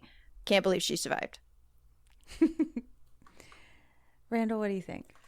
I agree with a lot of what Ashley said. I think that I said, you know, when Hodges popped up at the beginning of part 2 of this book, I let out such a sigh. And and I really do feel like the Finders Keepers team popping up in this book is really kind of kills the rhythm and the flow of it a little bit. I don't like to say like, I wish this book was a different book. That's not good criticism, but I do just kind of, I think that they break up what I think was such a thrilling and propulsive story. And I didn't find them all that necessary to the story as it was going. They feel like they are there simply to set up the next book. And for that reason, I do not find it a compelling part of a trilogy. But I love the story. I think it is. I think especially without them, it would have been a really like crackerjack little crime novel. And I think Morris is a really cool, compelling villain. Like, you know, not top 5 or top 10 maybe of King bad boys, but he's definitely a bit of a bad boy. And you know, I love a nasty little fucking freak. And he is one. And he's a bookish one. He's a nerd. He's like a murderous nerd, which is basically like modern fandom now. Is a bunch of like bloodthirsty fucking nerds. And I love this book for that. So I'm going to give it 3.5 bright red Pennywise clown noses. And then my MVP, I'm going to say, I was going to try to think of something like stupid, but I'm just going to be honest and say Morris, because I think he's a good character. Yes. Yeah. He is a compelling villain. If there was like an animal or something, I would have said the animal, but there's no animals. So. Yeah. Odell pops up. Come on. Oh, yeah, Odell's there. Oh, that's right, Odell. Yeah. I do like Odell. I'm glad he's still alive. Uh-huh. Oh, yeah. No poison beef. Nope. Rachel, what about you? Yeah, I mean, I have so much fun with it. I find this to be such an easy read. Like, I find it very engaging. Yeah, I've got, you know, the Hodges stuff here and there isn't always the best, but I do enjoy it. I like these characters. I like how the story unfolds. It does feel like they're kind of like chess pieces moving around a board and you know what's going to happen, but it's how, you know, it's the journey. It's how we get there that I find so engaging. Also, just very sweet kind of how some of these issues of middle-class despair are addressed and stuff I do find really fascinating in the conversations that are had. And so, yeah, I'm giving it 3.5. Perfect? No. But enjoyable? Absolutely. And I always have. This is like my 3rd or 4th time reading it, and it's fun every time. So I can't be mad at it for that. My MVP are the moleskin notebooks because really, it's all about them. And I mean, come on, this is like the best advertisement for moleskins, right? They've been in a trunk in the weather for years and years and years. They were worth all that extra money because apparently they held up pretty damn well after all that time. Yeah. Do you think they're the grid or the lined? You know? Oh, lined for sure. Who writes? Wait, who writes in the grid? I always thought the grid people were total freaks. Total freaks. I tried the grid and it worked very well for my bullet journal. Like the 5 weeks I was actually making that happen. But yeah. What is a bullet journal? Just like bullet points? No, it's like you make your own diary. It's a whole thing. It's like we don't have time, Randall. No, we don't. That's a Soul's Midnight episode. Yeah. Oh God, yes, it really is. Yeah, that might be like girl culture, I think. One for the ladies. That's just for exactly. us. Yeah. The boys have Catcher in the Rye. We have bullet and the journaling. girls have our bullet journals. And you know what? That's kind of accurate. Yeah. I think I really enjoy this. And like I said, every time I read it, I like it more. But I've always really been intrigued by the themes in this book. and like curious about like the Harper Lee connection. So I really enjoyed talking about that with all of you and like really kind of finally getting a chance to dig into it and think about what it is that like makes this book tick. And, you know, like I said, I didn't take that many notes this time because I was just kind of along for the ride. And I do really enjoy this, even though I have read it like 5 or 6 times. I always get caught up in the story too. And there's part of me that's like, no, Pete, just don't try to sell them. You'll be fine, you know. And the Hodges, when they show up, I don't know. I think I still do like that part of the story. And I think I like it a lot more than I was expecting when I saw that he was showing up. Like, I think he handles it pretty well. I don't think he really overstays his welcome. After, like I said, after walking in the door, I'm okay with what he does with him. And I like seeing Holly's growth. I just am a sucker for Holly. I'm going to give it 3.5. I think that feels right for me. Unanimous. And Ashley gave it 3. So we're odd one hater. I thought that was a good score, but it's fine. And I think my MVP, part of me wants to say Rothstein. See, and this Rachel knows, I can't ever pick just one. I always got to give a shout out. I think I'm going to pick Ricky the hippie because I really want to be in this class with him. He just feels like good teacher. Yeah, the kind of teacher that like really kind of will allow a student to kind of follow what really excites them. And I like the fact that he's helping Pete with this story at the end too. So. Yes. So yeah, that's the kind of Mr. teacher that you can go to when you have a bunch of stolen illegal property to sell. Exactly. And he does end up narking, but it's for a good cause, you know. I was wanting for a teacher with whom I could commit crimes. Same. Never had Those one. are the best kind of teachers. That's all I ever wanted. I was a teacher for a while, and I never committed any crimes with my kids, but that doesn't mean I didn't want to. Well, let's wrap up with some plugs. Ashley, where can we find you online and what's coming up? Follow us at Keep It Weirdcast on Twitter and Instagram. Our YouTube is where it's happening, www.youtube.com/keepitweirdpodcast. Nothing major coming up, but we did just release another batch of listener ghost stories, which is a fan favorite because I add in sound effects and music, and it's very creepy. So go check that out. It's our latest episode. I think it's called The Basement Representatives.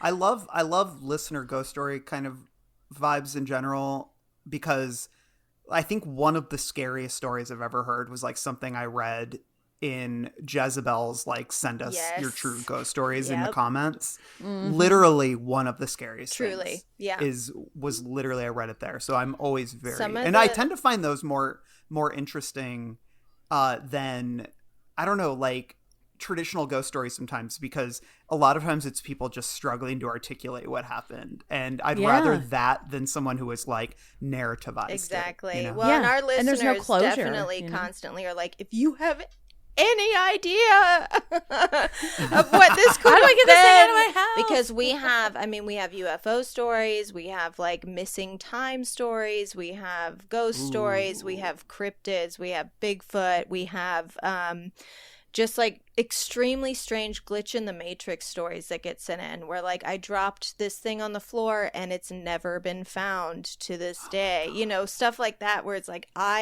they don't know what happened, they cannot explain it, and some of them missing are scary. time is so scary. Yeah, we're gonna have to do a Souls Midnight on that. That would be good. And speaking of, you should check out our Souls Midnight that we just did on the Patreon where we talked about religious horror, and I once again talked about cannibalism. Hell yeah. That's my jam.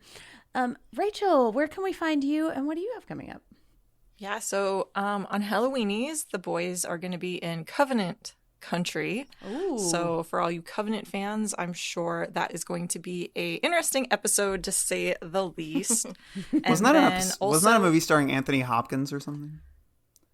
That was Covenant? Wait, was it the Covenant? I was know it also what you're Covenant? talking about. In 2006, there was a movie called The Covenant with hold on, Sebastian Stan, Taylor Kitsch, Chase Crawford of The Boys. Excuse me. Okay, we must watch this right now. Oh no, I've seen that. I thought it was. Oh, that's the boy witch story. Are you? Yeah. That's like the boy. That's what it is. The Craft. It's not good. Like it's terrible. That's what I've heard. It's not good. Well, I'm watching it not this good. weekend, so. I thought it had Anthony Hopkins. And Sir Anthony Hopkins. You're thinking of The Right? Yes. Yeah. What if it was like Taylor Kitsch, Chase Crawford, Sebastian Stan.